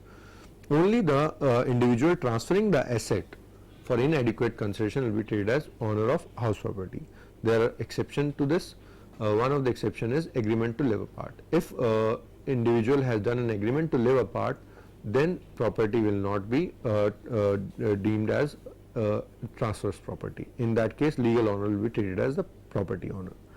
In case of minor child, if minor child holds any property, then it will be treated as property of the deemed owner will be the parents, and exception here is minor married daughter. In case of minor married daughter, if she holds a property, then herself will be treated as owner of the property. Impartible estate, that is, which cannot be divided. If there is some impartible estate, then it will be considered as deemed asset in the hands of holder of that impartible estate. Cooperative society or company having property in its name, then these are not treated as corporate owner of this house property, and in this case member of the cooperative society or shareholder of that company will be treated as because in that case membership or shareholding results in a beneficial treatment of a flat or house property. Then in that case cooperative society or company being the legal owner will not be treated as the owner. In fact, deemed owner will be member or shareholder of that cooperative society or company respectively. If there has been part performance of a contract in which property has been transferred, possession of the property has been transferred, then and other things, other formalities may not yet happen, then person who is holding the possession of the property will be treated as deemed owner even if other formalities are not completed. If there is a lease of at least 12 years, then lease of at least 12 years, 1 year at a time, then the lessee can be considered as the deemed owner of that house property. Suppose like one authority, like in Delhi Development Authority gives property on lease for 99 years. Then that property will not be considered as DDS property. You will be considered as deemed owner of that house property because the lease is for more than 12 years. So you can see the leases normally for house property are 11 months or less, because if this lease is for 12 months or more at a time and it continues for 12 years, then you will be considered as deemed owner. Fine. Now we will break for 10 minutes and then we will resume again with income from salary.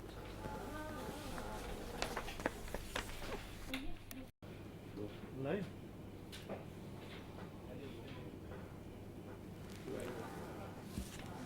Welcome back, students. Yeah. Now we'll start quickly with income under the head salaries, and let me tell you till 5 o'clock we'll take this session, and then thereafter I have kept 15 minutes for your queries, and whatever queries will be remaining we'll answer those queries and we'll reach out to you. Okay, now coming on to income under the head salaries, there is charging section 15, which says when this income will be taxable as salary. If there is an employer-employee relationship, or you can say master-servant relationship, then only income will be taxable as income from salary, and taxability of salary will be on the basis on due or receipt basis, whichever is earlier. So if income is due or income is received, we have to see which one is earlier. Then income will be taxable on the earlier of the two bases, due or receipt. However, in certain cases income is taxable on receipt basis only, like examples are advance salary, bonus, salary in lieu of notice period, arrears of salary if these are not taxed earlier. Now coming on to in salary head, we study the entire topic in 3 parts. One is the allowances, then second is the perquisites, and third is the retirement benefits. Salary computation is done basically in these 3 parts. How salary is calculated, the basic format will be, we take basic salary, we take all the allowances, we take taxable part of all the perquisites, we take taxable part of all the retirement benefits, then we come at gross salary. Out of the gross salary we allow certain deduction under section 16.2 and section 16.3, we come at net salary, that is called as salary income. Okay, now first of all let's move to allowances. Allowances are basically fixed sum paid by the employer to employee to meet a certain official or personal expenditures. Okay. Now allowances, in allowances it does not matter whether you have spent the entire amount for that particular purpose or not. Allowances, it matters like what are the rules provided by the government. So rules are provided under Rule 2 of income tax rules.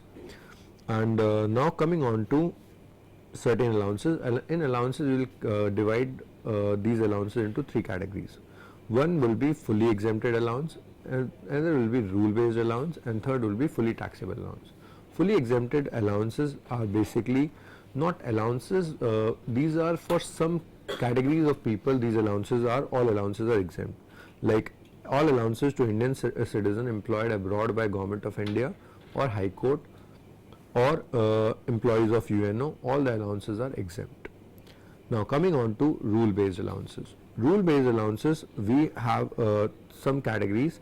Part 1, we will cover those allowances which are basically exempt up to the amount specified for amount spent for specified purposes. Under this category we can use the abbreviation THAR duct. THAR duct, THARDUCT. THAR duct means T for transfer allowance, H for helper allowance, A for academic allowance, R for research and development allowance, U for uniform allowance, C for conveyance allowance, T for travelling allowance. These allowances are exempt up to the amount spent for specified purposes. If suppose you have been given 10,000 rupees for uniform, and you have spent only 8,000 rupees, then 8,000 is exempt and 2,000 is taxable. But if you have spent 15,000 rupees, then only 10,000 exempt and nothing is taxable. So there cannot be negative figure in this. So these allowances work on the principle that whatever amount you have spent for the specified purpose, that will be exempt. Any amount in it beyond this will be taxable. Now the second category of rule based allowances is exempt, those allowances which are exempt up to the amount specified by government. In these allowances spending does not matter. Government has specified the amount. If amount received in excess of this will be taxable. First in this category is transport allowance. Transport allowance is exempt up to rupees 800 per month. 1600 per month is exempt for disabled persons. So physically handicapped, it is 1600 per month. So if suppose you receive 2000 rupees, 800 per month is exempt and 1200 per month will be taxable. For people who are disabled, who physically handicapped, for them out of 2000, 1600 will be exempt and 400 per month will be taxable. Second, children education allowance, exempt up to rupees 100 per month per child for maximum of 2 children. Hostel allowance exempt up to rupees 300 per month per child for maximum of 2 children. Special allowance to employees working in transport system. Suppose somebody is working in railways or somebody is working in like bus company, traveling company, then in those cases exemption is up to lower of 10,000 rupees per month or 70% of the allowance, whichever is lower. 10,000 per month or 70% of the allowance. Suppose somebody is getting 20,000 per month as this transport allowance, special transport allowance, then exemption will be 10,000 per month or 14,000, that is 70% of this allowance that will be exempt, and remain 10,000 or 14,000. 10,000 will be exempt and 10,000 per month will be taxable. So this special allowance will be taxable like this. But if somebody has to take exemption of this special allowance, then he cannot take exemption of daily allowance. Certain other allowances are there, tribal area allowance. So in this type of allowance, there is a range provided under the income tax rules which you can go through. There is a range from 200 per month to 7,000 rupees per month. So you can see these allowances. Now coming on to most important allowance in this category, which is house rent allowance. House rent allowance is basically provided for meeting the expenditure on rent incurred by employee. So employer is providing a fixed amount. If you don't incur the don't incur anything on rent, you live in your own house or parental house and you are not paying any rent, the entire HRA received will be taxable. So for HRA taxability, we calculate the exemption provided first of all under section 10, and then we calculate the taxable part from the by deducting exemption from the actual amount received. So how this is calculated, let me discuss this. First step would be to calculate the exemption. Exemption we will calculate like out of 3 rules, whatever amount will be lowest will be allowed as exemption. So these 3 rules are: rule 1, 50% of the salary in case of metropolitan Delhi, Mumbai, Calcutta, Chennai, and 40% in case of other cities. This is basically this limit is basically considering the cost of living in each of the city.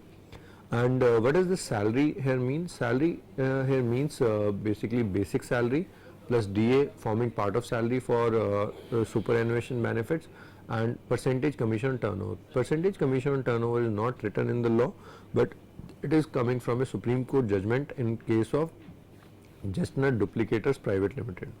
And second rule is rent paid minus 10% of salary. But if this rule comes out negative, then there will be no exemption. Exemption will be 0. Entire amount received as HRA will be taxable. Third rule is actual HRA. So first rule is 50% or 40% of salary. Second rule is rent paid minus 10% of salary. Third rule is actual HRA. Out of these 3 rules, whatever is the least will be exemption, and taxable HRA will be actual amount received minus exemption. Okay, now coming on to fully taxable allowances. All other allowances which are not covered in rule based category are fully taxable allowances. So in this category, allowances can be servant, city compensatory allowance, project allowance, entertainment allowance, rareness allowance, rural allowance, absent allowance, fixed medical, tiffin, high cost of living allowance, holiday home allowance, marriage allowance, telephone allowance. Any other allowance by whatever name is a fully taxable allowance. Now coming on to the next part, we have covered the allowances. Now simultaneously we will cover the deduction. Deduction under section 16. I told you the structure. We will take the basic salary, we will take the all the allowances, we will add all the perquisite taxable value of all the retirement benefits.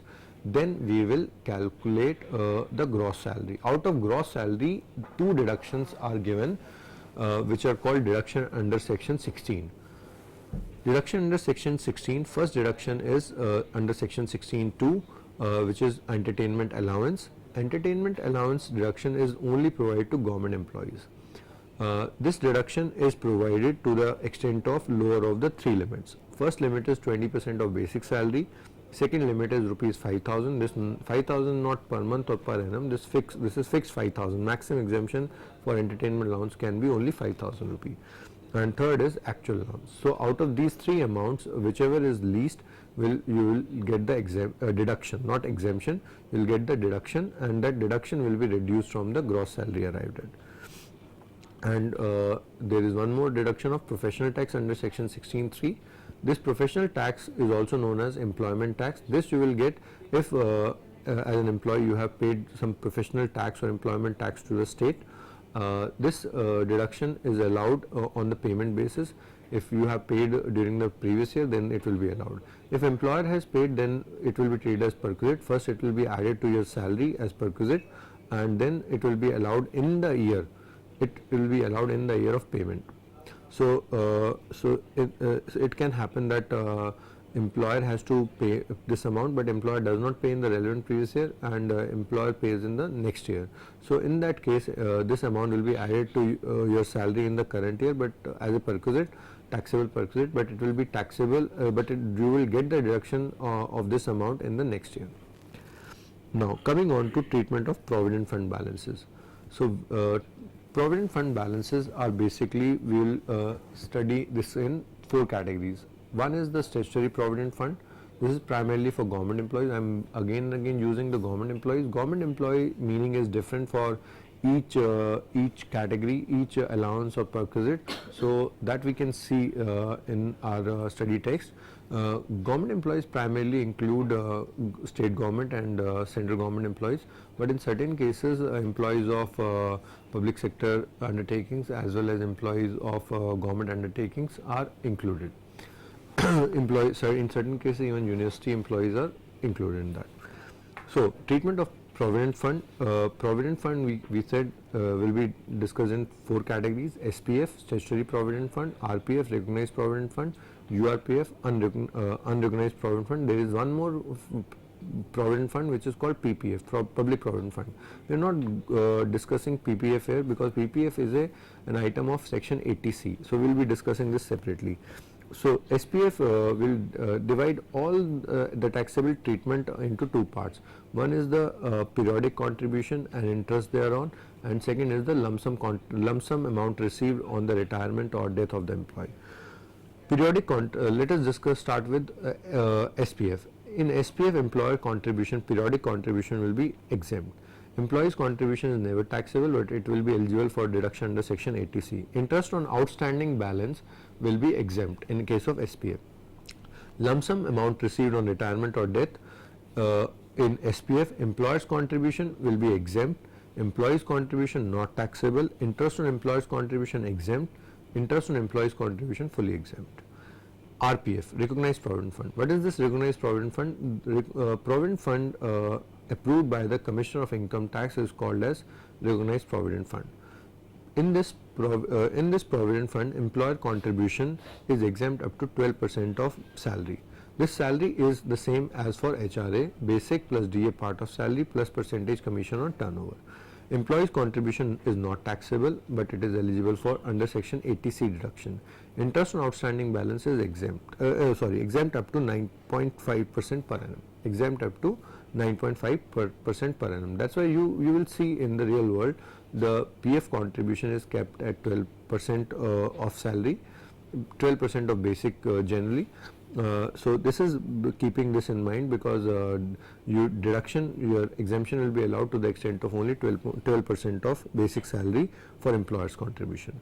Lump sum amount received on retirement or death will have the following treatment, provided employees in a continuous service for 5 years with a single employer or without any gap with the other employer who maintains the RPF. Employer contribution in this case received as lump sum will be exempt, employee's contribution not taxable, interest on employer's contribution exempt, interest on employee's contribution exempt. If employee has not stayed with the organization for 5 years, then there will be treatment just like URPF in case of lump sum receipts. URPF, periodic contribution and interest, employer's contribution not taxable, employee's contribution not taxable, interest on outstanding balance is not taxable. Lump sum received on retirement or death, in case of URPF, employer's contribution fully taxable as salary, employee's contribution not taxable, interest on employer's contribution taxable as salary, interest on employee's contribution taxable as income from other sources. Now coming on to the next part, gratuity. Gratuity is basically an award for long-term service. Government employees are fully exempt. Gratuity received by government employees is fully exempt. For employees covered by payment of gratuity at exemption is least of the following rules. Rule 1 is 15/26 into salary at the time of retirement into completed year of service. Here 15/26 would be read as 7/26 in case of seasonal establishment, and salary at the time of retirement means basic salary plus 100% DA at the time of retirement. Completed year of service, in case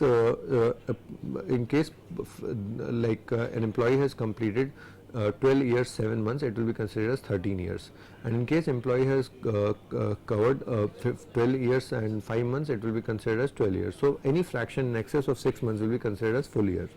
Rule 2 will be 10 lakh rupee, rule 3 will be actual gratuity received.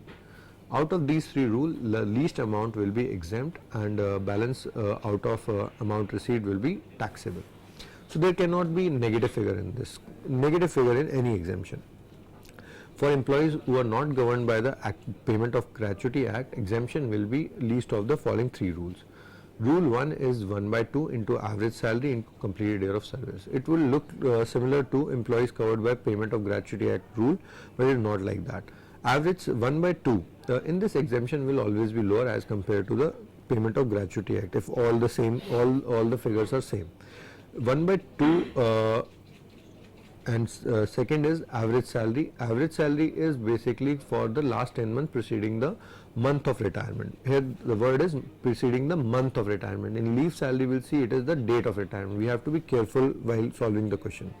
So average salary will be taken as last 10 months salary preceding the month of retirement, and this will be basically basic salary plus DA part of salary plus percentage commission on turnover. Completed year of service, here fraction of year will be completely ignored. So it will be calculated 1/2 into average salary into completed year of service. Rule 2 will be 10 lakh rupees fixed. Rule 3 will be actual gratuity received. If an employee has received exemption in any earlier year or the same year from an employer and gets the gratuity again, then this rupees 10 lakh limit will be reduced by the amount of exemption claimed earlier. Now coming on to pension. Pension gives less tension, but let's discuss this. Pension is can be uncommuted or commuted. Uncommuted pension means periodic pension. Periodic could be monthly, monthly, 6 monthly. So periodic pension is fully taxable for all the employees, whether government or non-government. Commuted pension, there are different roles. Commuted means lump sum pension. For government employees, commuted pension is fully exempt. For non-government employees who are receiving gratuity, the exemption is 1/3 of full value of pension. What is this full value of pension? Full value of pension is commuted pension, amount received upon percentage commuted into 100. So suppose you have got 2 lakh by commuting 60% portion. Suppose you have got 2 lakh as 80% of the 80% of the total pension is commuted. So 2 lakh divided by 80 into 100. So it will come out to 2,50,000. So next is non-government employees not receiving gratuity. Exemption for them will be 1/2, half of the full value of pension. So we need to calculate full value of pension first, then exemption will be half of full value, then we will deduct this exemption from the received amount. If the figure is positive, then it will be taxable. If it is negative, then we will take it as nil.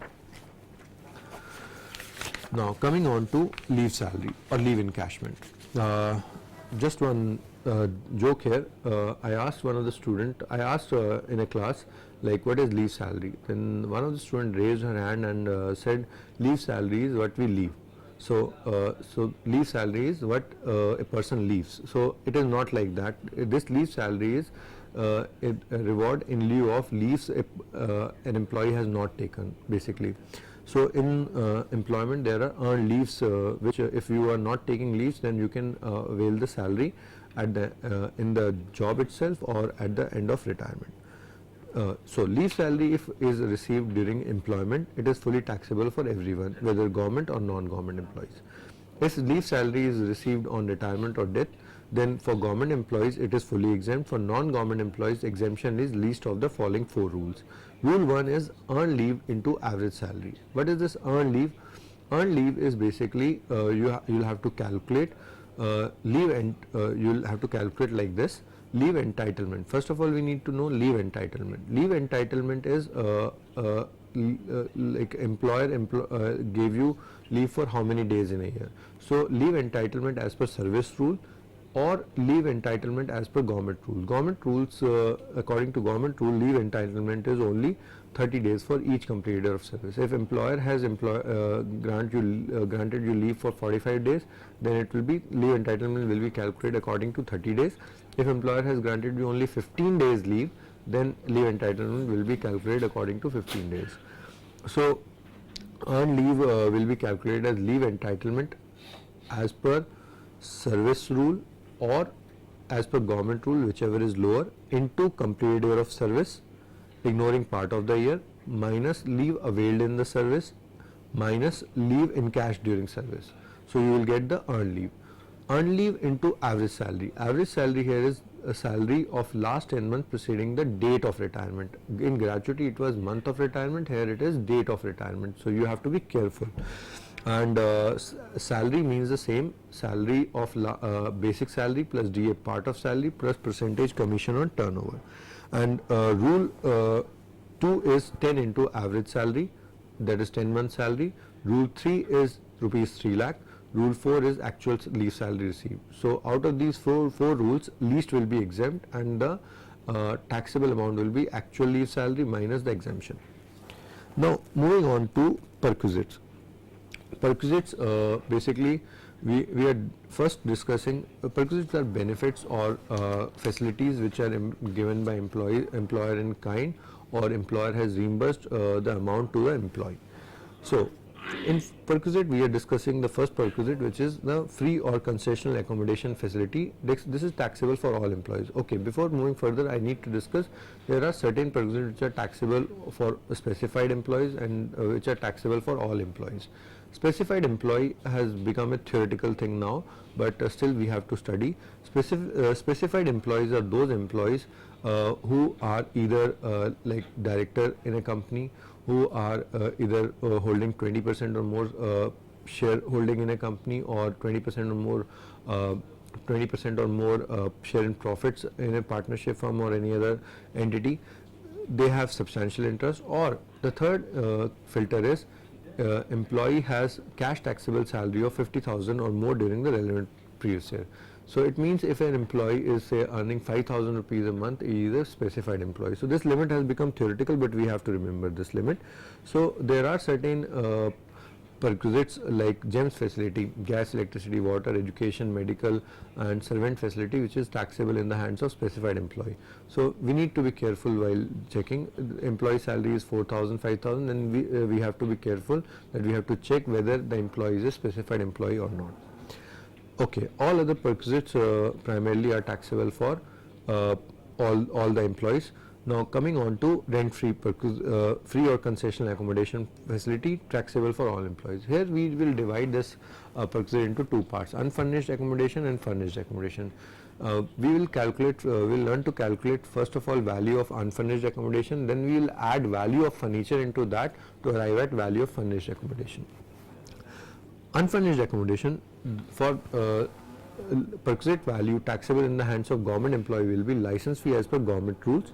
If there will be any recovery by employer, then that would be deducted to arrive at the taxable amount.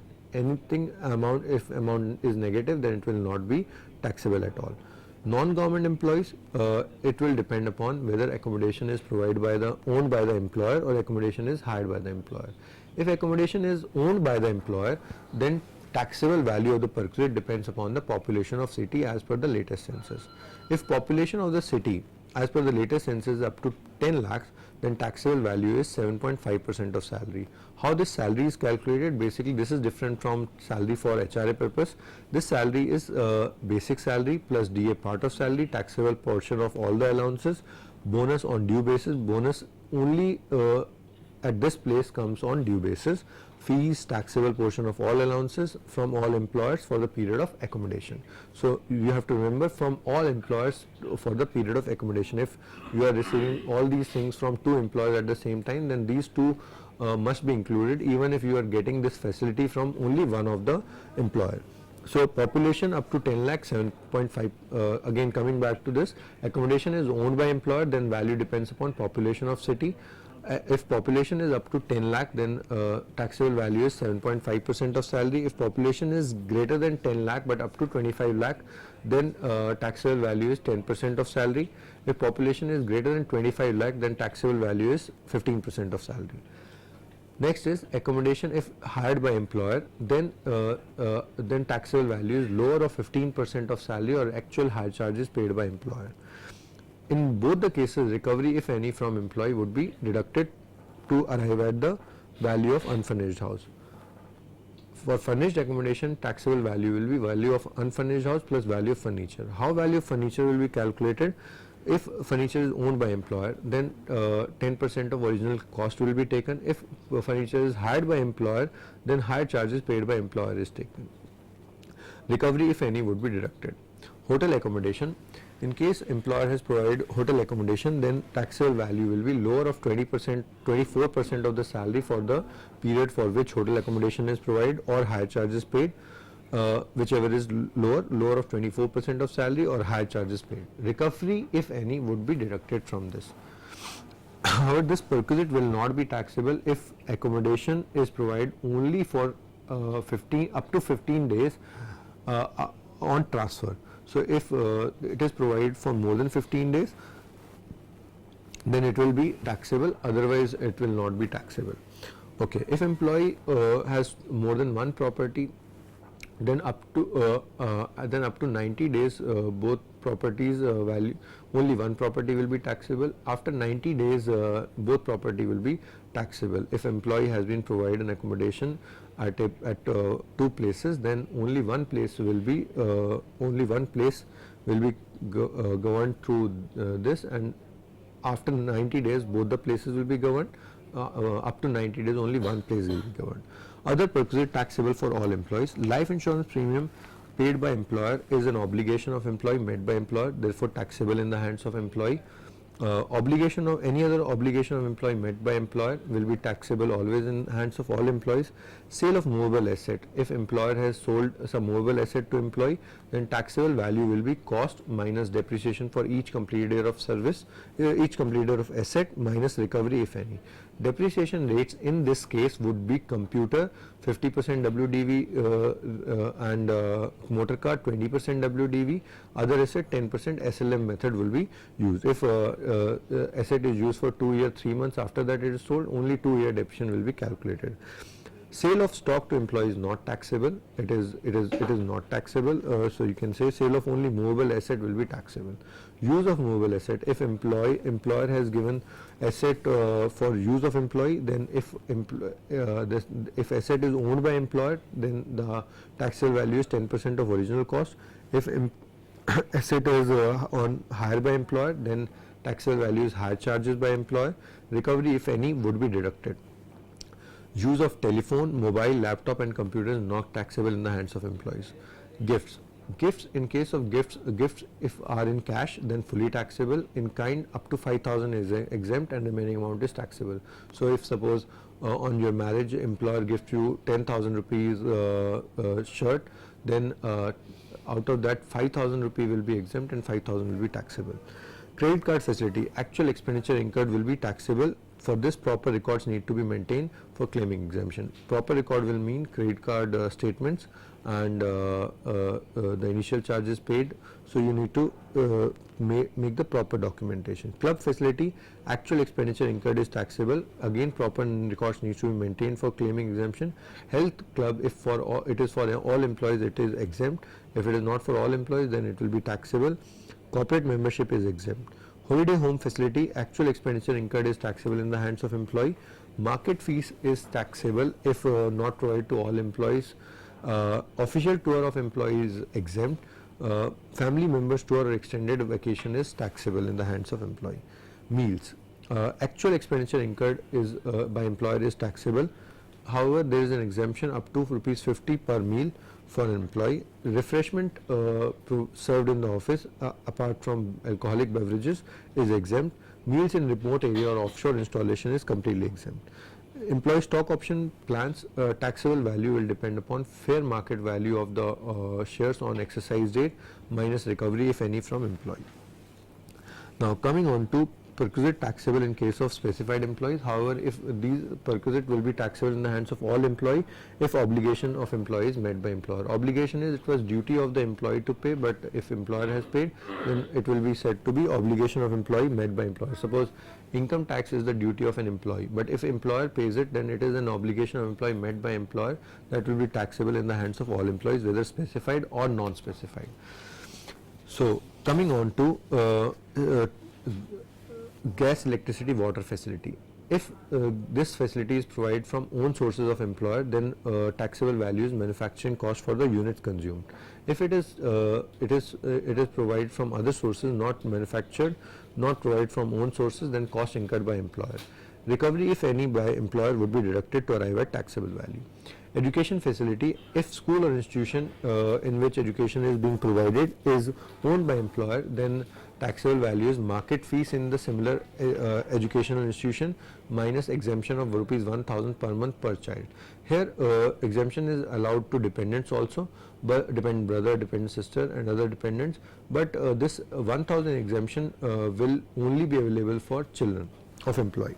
Education facility can be for dependent brother, sister or other dependents, but this exemption of 1,000 per month per child without any limit on number of children, so is there, but it is not for dependent brother, sister or other dependents. If education facility is not in the same school or college or institution, then actual amount incurred is taxable. However, training of employees and scholarship is not taxable. Coming on to medical facility, we will study medical facility in two parts, one in India, one outside India. Medical facility in India, employers hospital medical facility is completely exempt. In government hospital medical facility is completely exempt. In approved hospital, like for cancer it can be Rajiv Gandhi Cancer Institute, for heart it can be Escorts, it can be Apollo Hospital. So in government hospital, in approved hospital it is nil. For others, the facility is exempt up to rupees 15,000. This 15,000 is not per month or per year, this is the entire limit. So if employee incurs the expenditure in 1 month for 16,000, 15,000 is exempt and 1,000 is taxable. It need not be 1250 per month. If medical facility is provided outside India, then it is it has three components. One is the boarding and lodging expenses of patient and one attendant only. This will be exempt up to the extent permitted by RBI. Suppose expenditure is 10 lakh but RBI permitted only 8 lakh. So 8 lakh will be exempt. Treatment of expenses of the patient will be exempt up to the extent permitted by RBI. Travelling expenses of patient, one attendant, this will depend upon whether employee's salary is if employee's total income is up to rupees 2 lakh. If employee's total income is up to 2 lakh, then this amount travelling expenses will be fully exempt, otherwise it will be fully taxable. Servant facility, if cost is incurred by employer, then that amount will be taxable, but if there is some recovery, that will be deducted from taxable to arrive the taxable amount. Now coming on to the car facility. Car facility, in car facility we will study car can be owned by employer and expense borne also by employer. This will be the first case. In this case, if it is completely for personal use, all the expenses like fuel, repair, maintenance, plus 10% cost for depreciation, plus salary of driver will be taxable. Recovery, if any, would be deducted from this, because car is also owned by employer and expenses also borne by employer. But if car is purely used for official purpose, then taxable amount will be nil if specified documents are maintained. Specified documents could be like logbook, details of journey, in which detail of journey, time taken, time of driving, and everything is given, and employer gives a declaration that this is the official, this is for the official purposes. Mixed use, small car, in case of small car, 1800 per month plus 900 per month for driver will be taxable. 1800 per month plus 900 per month for driver will be taxable. Small car here means a car whose cubic capacity is up to 1.6 liter, or you can say 1600 cc. If cubic capacity is 1600 cc, less than 1600 cc, then it will be considered as small car. Taxable amount here is less, 1800 per month plus 900 per month if driver is also there. Big car, 2400 per month is taxable plus 900 per month for driver. Car owned by employer and expenses borne by employee. Then if it is for official use, it is completely exempt provided documents are maintained. Personal use, 10% of cost will be there for depreciation. There will be no expenses added. Salary of driver if driver provided by employer, and recovery if any would be deducted. Mixed use, if car is of employer and expenses borne by employee. Mixed use, small car will be taxable at the rate of 600 per month plus 900 per month for driver. Big car, 900 per month plus 900 per month for driver, taxable. Third case is car owned by employee and expenses borne by employer. For personal use, all expenses plus salary of driver will be taxable, recovery will be deducted. Official use, nil if specified documents are maintained. Mixed use, small car, here exemption is given, not the taxable value. 1800 per month plus 900 per month for driver is exempt, and big car 2400 per month plus 900 per month for driver will be exempt. If driver is not used, then only 1800 or 2400 per month will be exempt. Apart from this, there are certain other exempted perquisites like staff group insurance, use of laptop, computer and telephone, gifts up to rupees 5,000 in kind, sale of stock, sale of asset which is 10 year or more old, loan up facility up to 20,000 per annum, loan facility for treatment of specified diseases, credit card club if given for official purposes exempt, health club for all employees is exempt, corporate membership initial fees is exempt, meal up to rupees 50 per meal is exempt, meal in remote area is exempt, hotel accommodation transfer and up to 15 days is exempt, education facility up to 1,000 per month per child is exempt, training of employees is exempt, scholarship is exempt, medical facility up to rupees 15,000 private hospital is exempt, medical facilities in own or government hospital is exempt, medical facility of specified disease in an approved hospital is also exempt. Okay. Now we have less time and we have very much to cover. I will quickly start with the PGVP because it has a lot of weightage.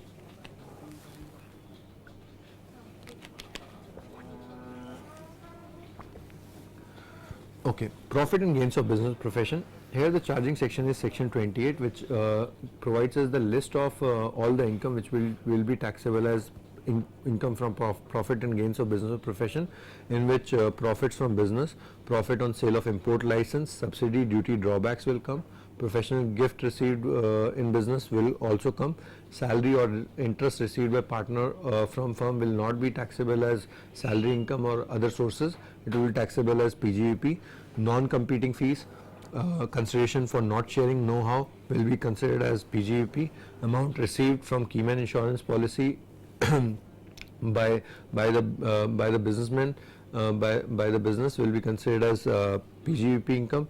For this, one more condition is there in the charging section itself. Business should be carried out during the year if income is to be taxable under the head PGVP.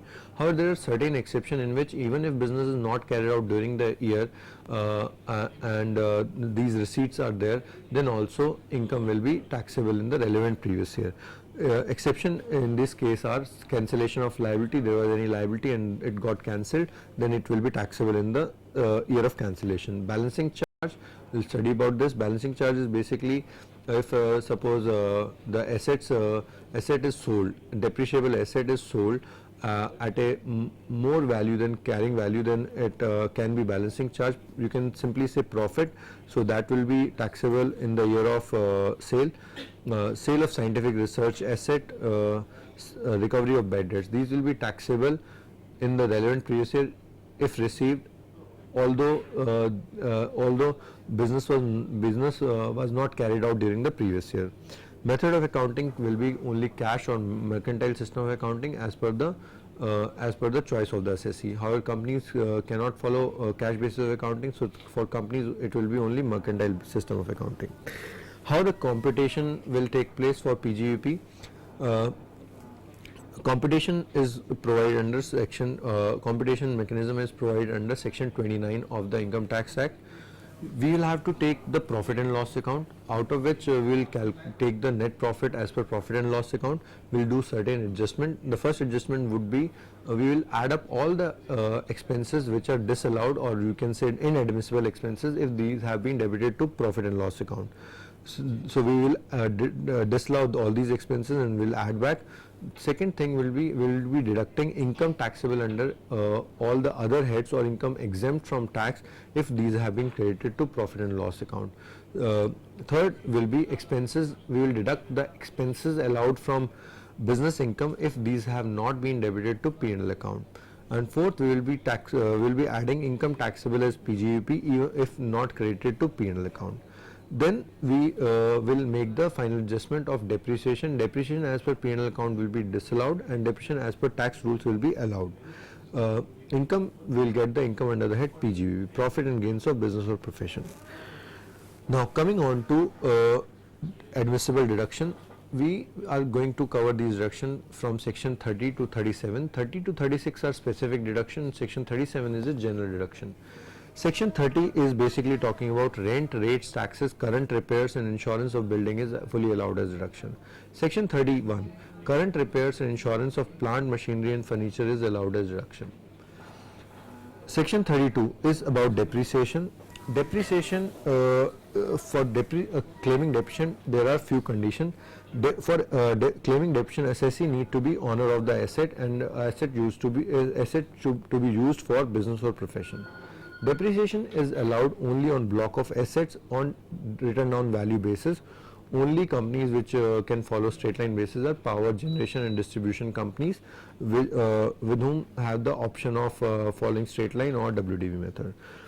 What is this block of asset? Block of asset is the same category of asset having same rate of depreciation. Basically, there are 4 categories in which an asset could be categorized, and there are different rates in this. There are some general rate, there are some specific rate. Like 4 categories of asset are: first is building.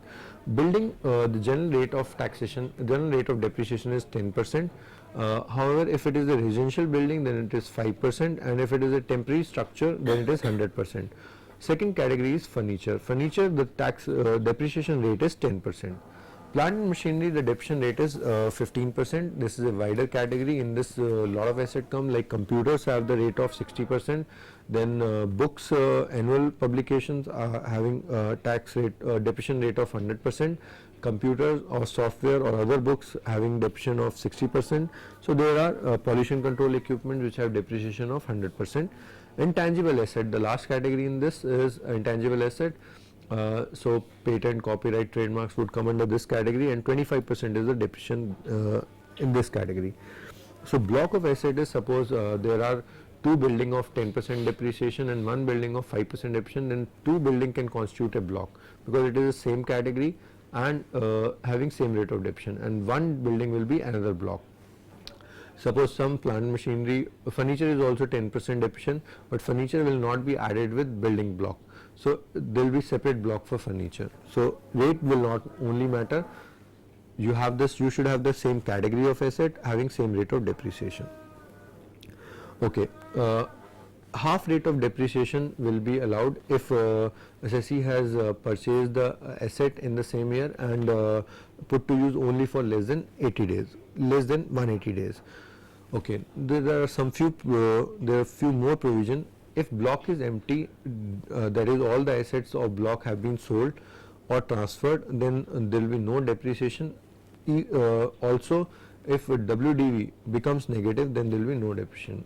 Format for calculating depreciation will be written down value on 1st April of the relevant previous year, and then we will add up asset acquired and put to use for more than 180 days, then add up asset acquired and put to use for less than 180 days.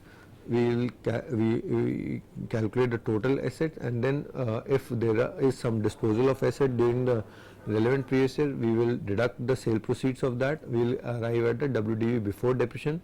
On this, we calculate depreciation at the full rate on the asset acquired and put to use for more than 180 days or more, and half rate on assets acquired and put to use for less than 180 days. Okay.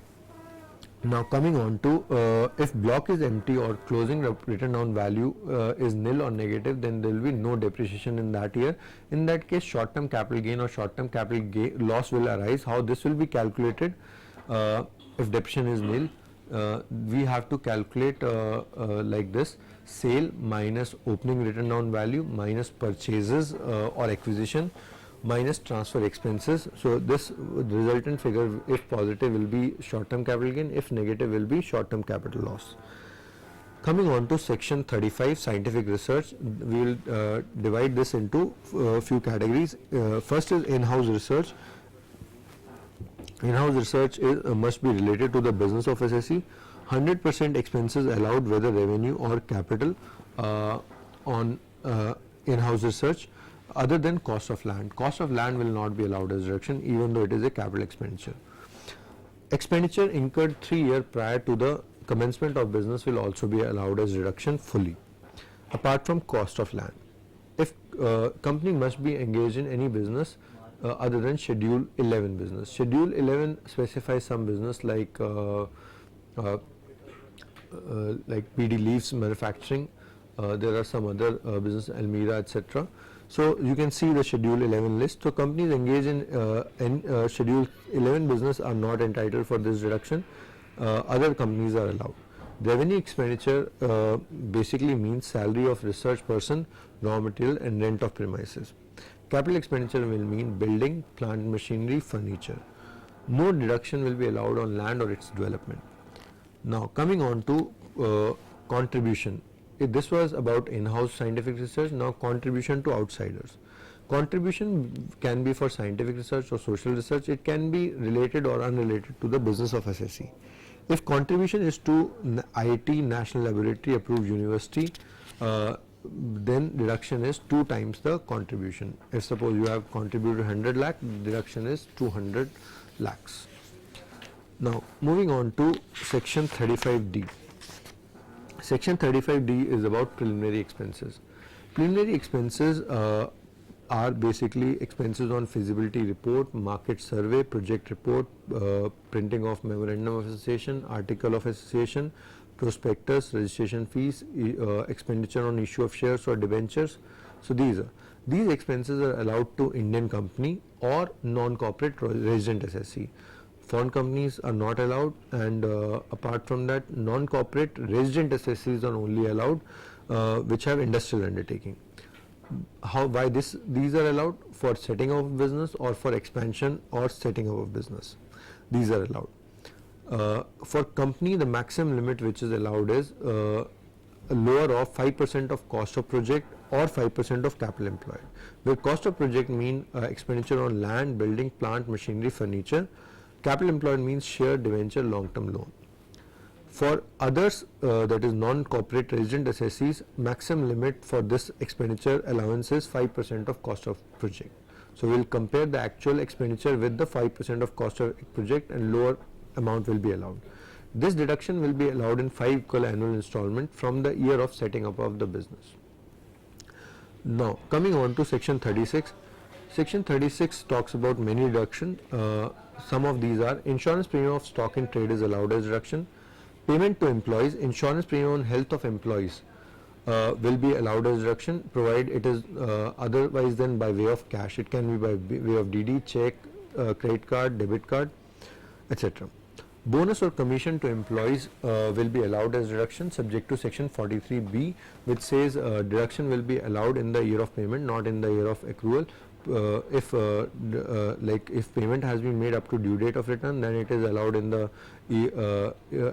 relevant previous year. If it is paid beyond the due date of filing of return of income, then it will be allowed in the year in which payment is made.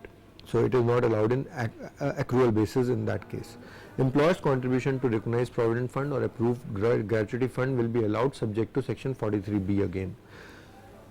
Employer's contribution to URPF is not allowed. Family planning expenditure by company is only allowed. Revenue expenditure is fully allowed as deduction. Capital expenditure is allowed in 5 equal annual installments. Employee's contribution to ICSI-PF, basically it is employee's contribution, but employer has to deposit this. So government has made the rule that employee's contribution to ICSI-PF will be collected by employer and it will be treated as employer's income. It will be allowed as deduction to employer, provided the employee contribution is deposited within the due date prescribed by the particular act. If it is ESI contribution, to ESI Act. If it is PF contribution, then PF Act. Other deduction: interest on borrowed capital is allowed as deduction.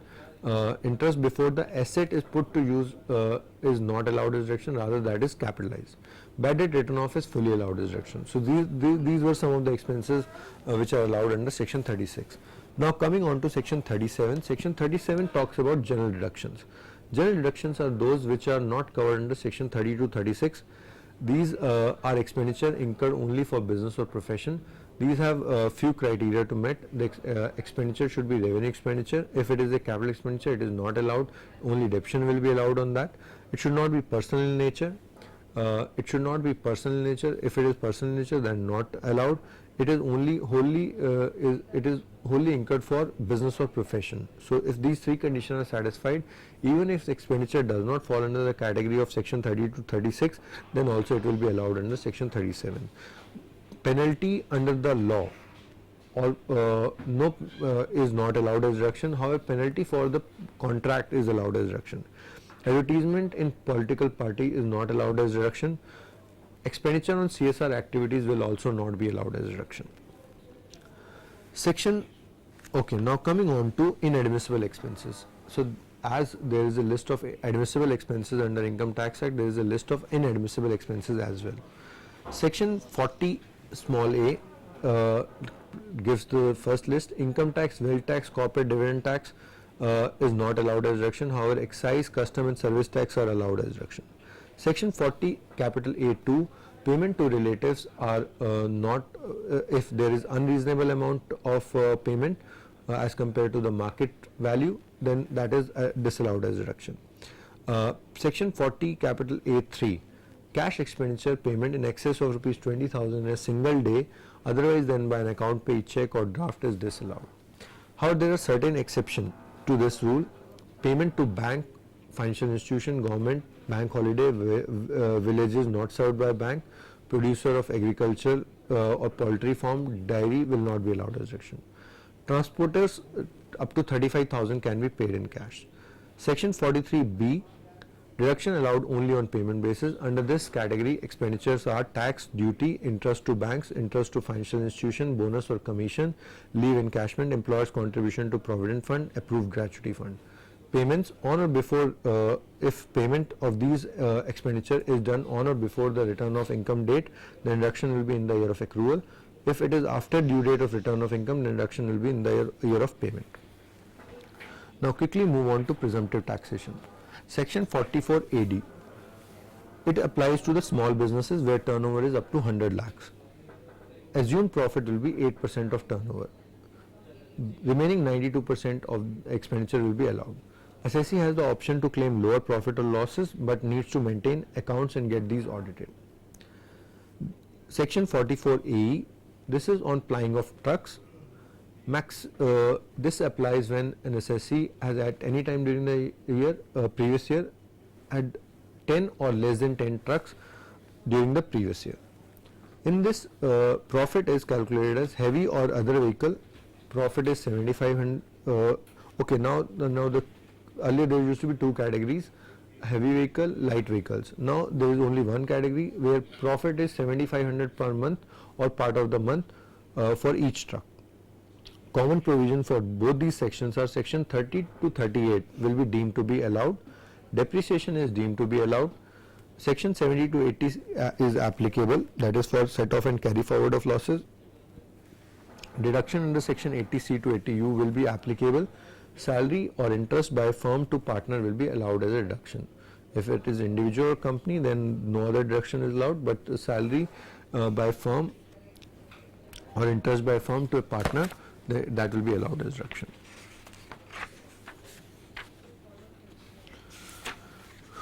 Okay, now it's 5 o'clock already, so I think in that way we will not be able to revise everything.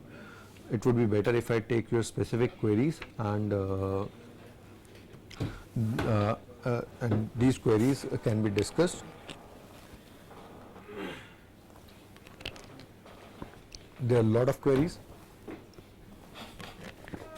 I would try to cover maximum possible queries.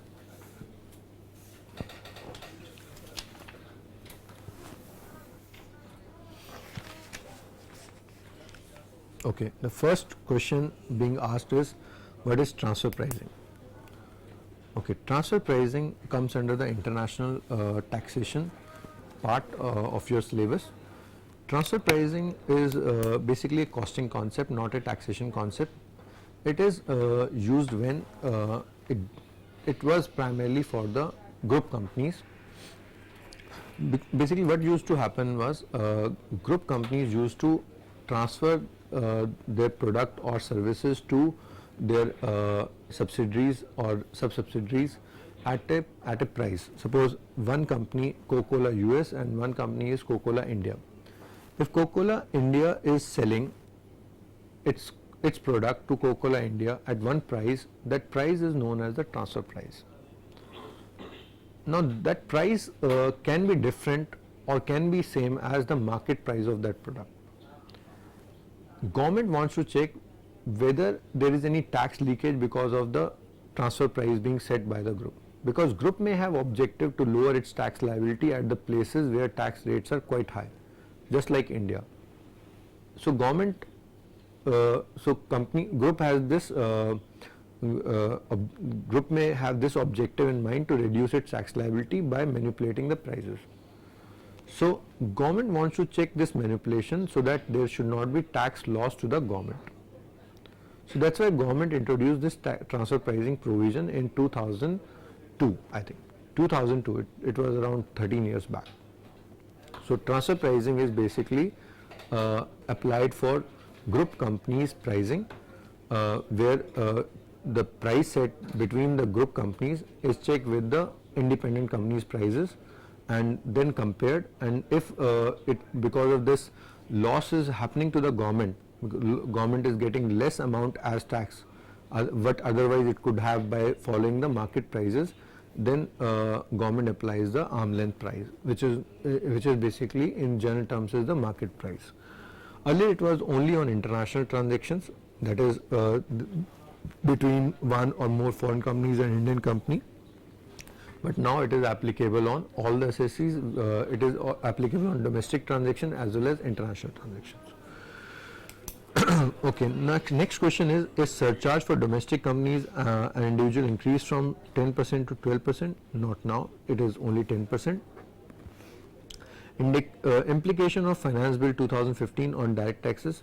Not much of the implication of Finance Bill 2015 on direct taxes. It will be primarily on indirect taxes. Basically, for indirect taxes, amendments takes place immediately, but for direct taxes, it is from the assessment year unless otherwise specified. If for some amendments it is written that normally for procedure amendments it is written that it will be effective. It will be effective immediately, or it will be effective say from 1 month later or 2 months later. Otherwise, Finance Bill 2015 or now Finance Act 2015 amendments will take place from assessment year 16-17. Basic exemption limit for NHUF, I told you it is 2,50,000 up to 2,50,000 nil, 2,50,000 to 5 lakh 10%, 5 lakh to 10 lakh 20%, 10 lakh above 10 lakh 30%. Fringe benefit tax, now fringe benefit tax is not there. Earlier it used to be there in India. This was followed from the best practices of the world. What is this fringe benefit tax? Suppose employer is providing various benefits to like you will see in profit and loss there are various expenditure like staff welfare, business promotion, you will see various other expenditure, Diwali expenses, etc., etc., the car facility. So what government used to think was people are manipulating their accounts and these are showing their expenditure, these expenditure to be much higher than they actually incur. So government applied a fringe benefit tax on these. Government said out of the expenditure you have incurred on various purposes, this much will be considered as the taxable portion, like 20% for some expenditure they said and 50% for some expenditure they said, and on that only 30% taxation you have to give. So for expenditure they were taking a separate tax. So suppose it's a 100 rupee expenditure, 20% of that is called as fringe benefit. Out of that fringe benefit they will charge 30% tax on this, so it will be effectively on 100 rupee expenditure you will be paying 6 rupees of taxes. So this was basically fringe benefit tax. It has been abolished, so no need to read this. How to determine capital receipt or expenditure, revenue receipt or expenses? Okay, this is very basic. Capital receipts are those receipts for which there does not exist a source of income, or which have been arrived through disposal of the source of income. Suppose there is a tree, on that tree there are mangoes, those mangoes are revenue receipts. So these mangoes are always taxable, revenue receipts are always taxable if exemption, unless exemption is provided under the act. But if you sell the tree itself, then that will be basically a capital receipt, because you have disposed of the source of income. Second type of capital receipt are basically those receipts for which there does not exist a source of income. If suppose somebody gets 10 crore rupees in his father's will, So that is that is not going to get again and again. So that is basically a capital receipt, because it does not exist a source of income. Winning from races, crossword puzzle games, it is all basically capital receipt, because there is no fixed source of income. Okay. So similarly, capital expenditure, those expenditure basically which have the capital expenditure, in fact, are those expenditures which has the usage for more than 1 year. Suppose expenditure on land, building, plant and machinery, which the expenditure will like you will be able to use the benefit for more than 1 year. Revenue receipts are those receipts for which there exists a source of income. Like for salary, you are rendering services. Rendering services is source of income, and that's why you are getting salary. For rental income, source is house property. For business or profession, for PGVP, so your rendering, your continuing business or professional activity is basically source of income for PGVP income. For interest income, for dividend income, you have invested in share, that's why you are getting dividend income. For interest income, you have deposited amount, that's why you are getting interest income. So so that is a basically revenue receipt. Expenditure, revenue expenses for which the benefit is consumed in the current period itself. Belated return. Now the next question is about belated return. Belated return is just like belated happy birthday. So belated return is that return which is not filed within the due date of filing return of income. Suppose the due date for an individual for filing return of income is 31st July of assessment year. 31st July assessment year 15-16, 31st July 2015. But if it is filed beyond that, suppose it is filed on 1st August, it will be called as belated return. 1st August 2015, it will be called as belated return. Belated return can be filed within 2 years from the end of the assessment year, or completion of assessment, whichever is earlier. 2 years from the end of assessment year means 31st March 16 your assessment year completes, plus 2 years, 31st March 2018. So till 31st March 2018 you can complete your return. After that, return cannot be filed. Okay. Next is what is the applicable rate of DDT and what is the proviso of calculating DDT on gross turnover. Okay, here there is a lot of confusion. Applicable rate of DDT according to me is 19.994%, and basically what was happening was government was seeing that on DDT, what used to happen, a company used to pay dividend distribution tax at the rate of say 15%, but but they were seeing so 85 was getting to the 80 was getting distributed, you can say. Government said this 85 is basically net amount. This 85 should should be the 100 minus 15, whatever they calculated, they reverse it. This 85, suppose 100 is being distributed, this 100 represents basically 85% of the total amount which was to be distributed. So they calculated 100 upon 100 minus 15 into 15. So this amount they have calculated now as if you calculate 100 upon 100 minus 15 into 100, this will be gross turnover, and gross turnover you calculate the applicable rate, you will get the dividend distribution tax rate.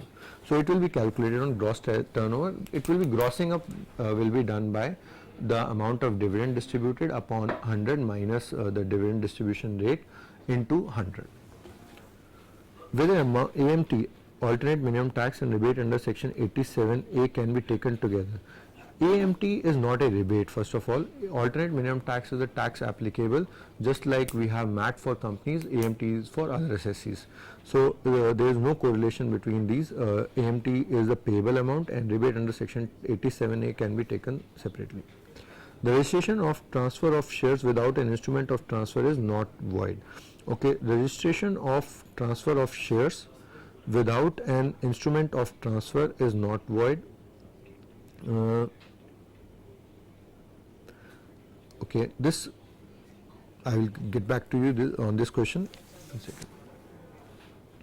Okay, next is applicable rate of service taxes 14 or 14.5% or 12.36%. I consider for you it should be 14% and not 14.5% after Swachh Bharat cess. Rate of corporate dividend tax we have discussed. What is the effective rate we have discussed of dividend distribution tax? Please give me a brief description of section 35 and 35 AD. 35 I discussed which was about basically scientific research expenditure. 35 AD is about expenditure on specified assets. So earlier there used to be only deduction under section 80 IA, 80 IB in which assessees profits used to get deduction for engaging in particular businesses like power generation or distribution, SEZ. But now what they have done is they are not giving deduction on profits, they are rather giving deduction on investment. So whatever capital expenditure you are making, they are giving 100 to 200% deduction on depending upon what type of business you are in. So section 35 AD is about investment linked deduction. Now coming on to how to identify whether a receipt is capital receipt or revenue receipt, I have discussed this. CST is not payable on the following: declared goods sold on the course of sold in the it is B, sold in the course of export. Is betting and gambling a capital receipt? Yes, definitely it is a capital receipt. What is special tax rate? Special tax rate is basically applicable on the special income, just like we discussed LTCG, long term capital gain 20% tax rate, short term capital gain STT paid, it is 15% tax rate, and then we have casual income like lottery income, crossword puzzle games 30% tax rate. So these are basically special rates. Is the slab rate will be same to 25,000 to 5 lakh 10%. Slab rates I discussed 0 to 2 lakh 50 10%, sorry, up to 250 nil, 250 to 5 lakh 10%, 5 to 10 20%, 10 to 10 above 10 it is 30%. For resident senior citizen of 60 years or more, up to 3 nil, 3 to 5 10, 5 to 10 20%, and above 10 30%. For super senior citizen up to 5 lakh nil, 5 to 10 20%, and above 10 30%. Please give a brief discussion on just GST, VAT and service tax. Okay.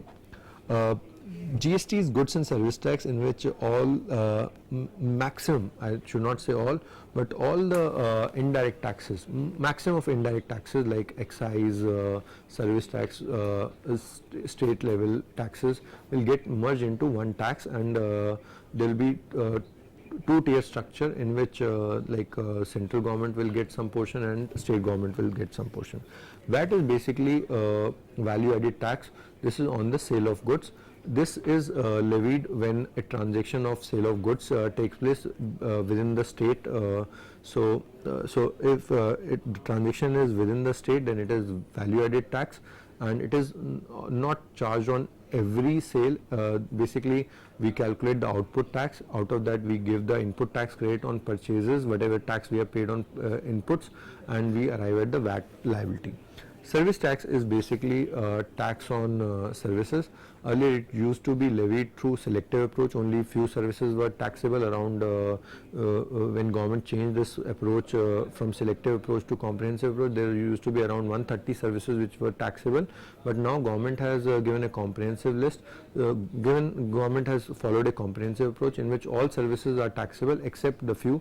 They have given the mega notification, mega exemption list, and declared service list. So you have to be thorough with these lists. Questions are being asked from these lists. So this list you have to remember by heart. Now coming on to deduction under section 80 of the Income Tax Act. So deduction under section 80 is basically deductions under section 80C to 80U are there.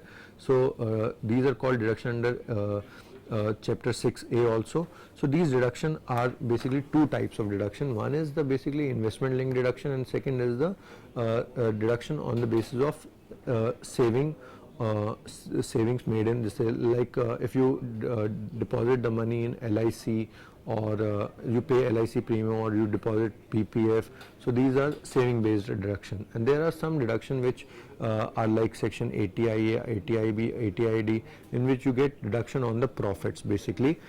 These deduction are if you invest in a particular business, then your profits will be deducted to certain extent. It could be 100%, it could be then for 10 years, 15 years, that is given in the given in the section itself. Section 80, like just to give an example, for Commonwealth Games there was requirement of 2-star, 3-star hotels. So government proposed a deduction of for 5 years for making 2-star, 3-star hotels in Delhi NCR places as well as heritage sites. What is transfer pricing? How it is calculated? The price charge, I discussed price charge between the group companies, whether domestic now or international, is called as transfer pricing. Will Swachh Bharat cess be included for calculation of income tax? No. No. What is the provision of marginal relief? I discussed it earlier. Income tax extends on to whole of India or except Jammu and Kashmir. Okay, there is a lot of confusion regarding service tax. Service tax provision applies to whole of India except Jammu and Kashmir, but Income Tax Act applies to whole of India. There is no exception to Jammu and Kashmir. If there is some benefit to be given, that is specifically given under some sections, but not to Jammu and Kashmir. Surcharge is on 1 crore or more than that. Surcharge is on more than 1 crore of income. If income is up to 1 crore, there is no surcharge. And for domestic and foreign companies, there are different rates. If surcharge is, if income, total income is 1 crore, more than 1 crore, then 5% surcharge for domestic company up to 10 crore income. If income is more than 10 crore, it is 10% surcharge.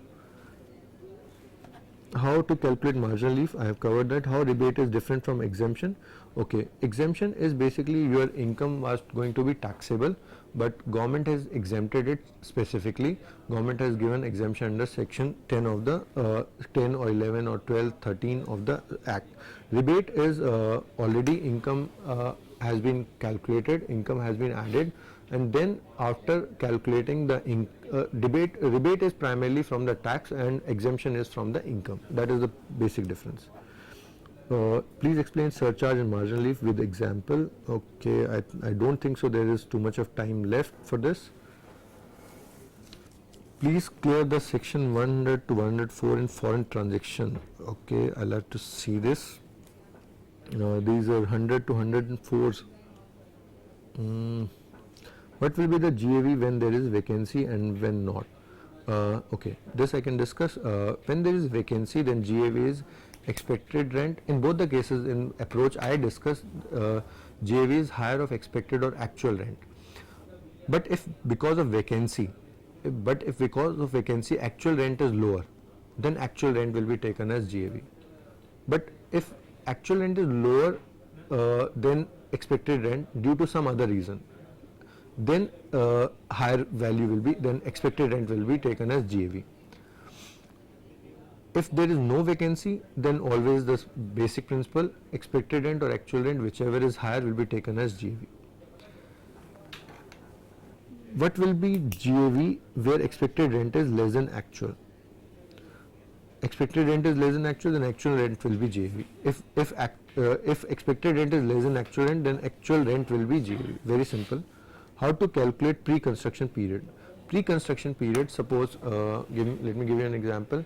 Suppose you have taken a loan on 1st April 2010.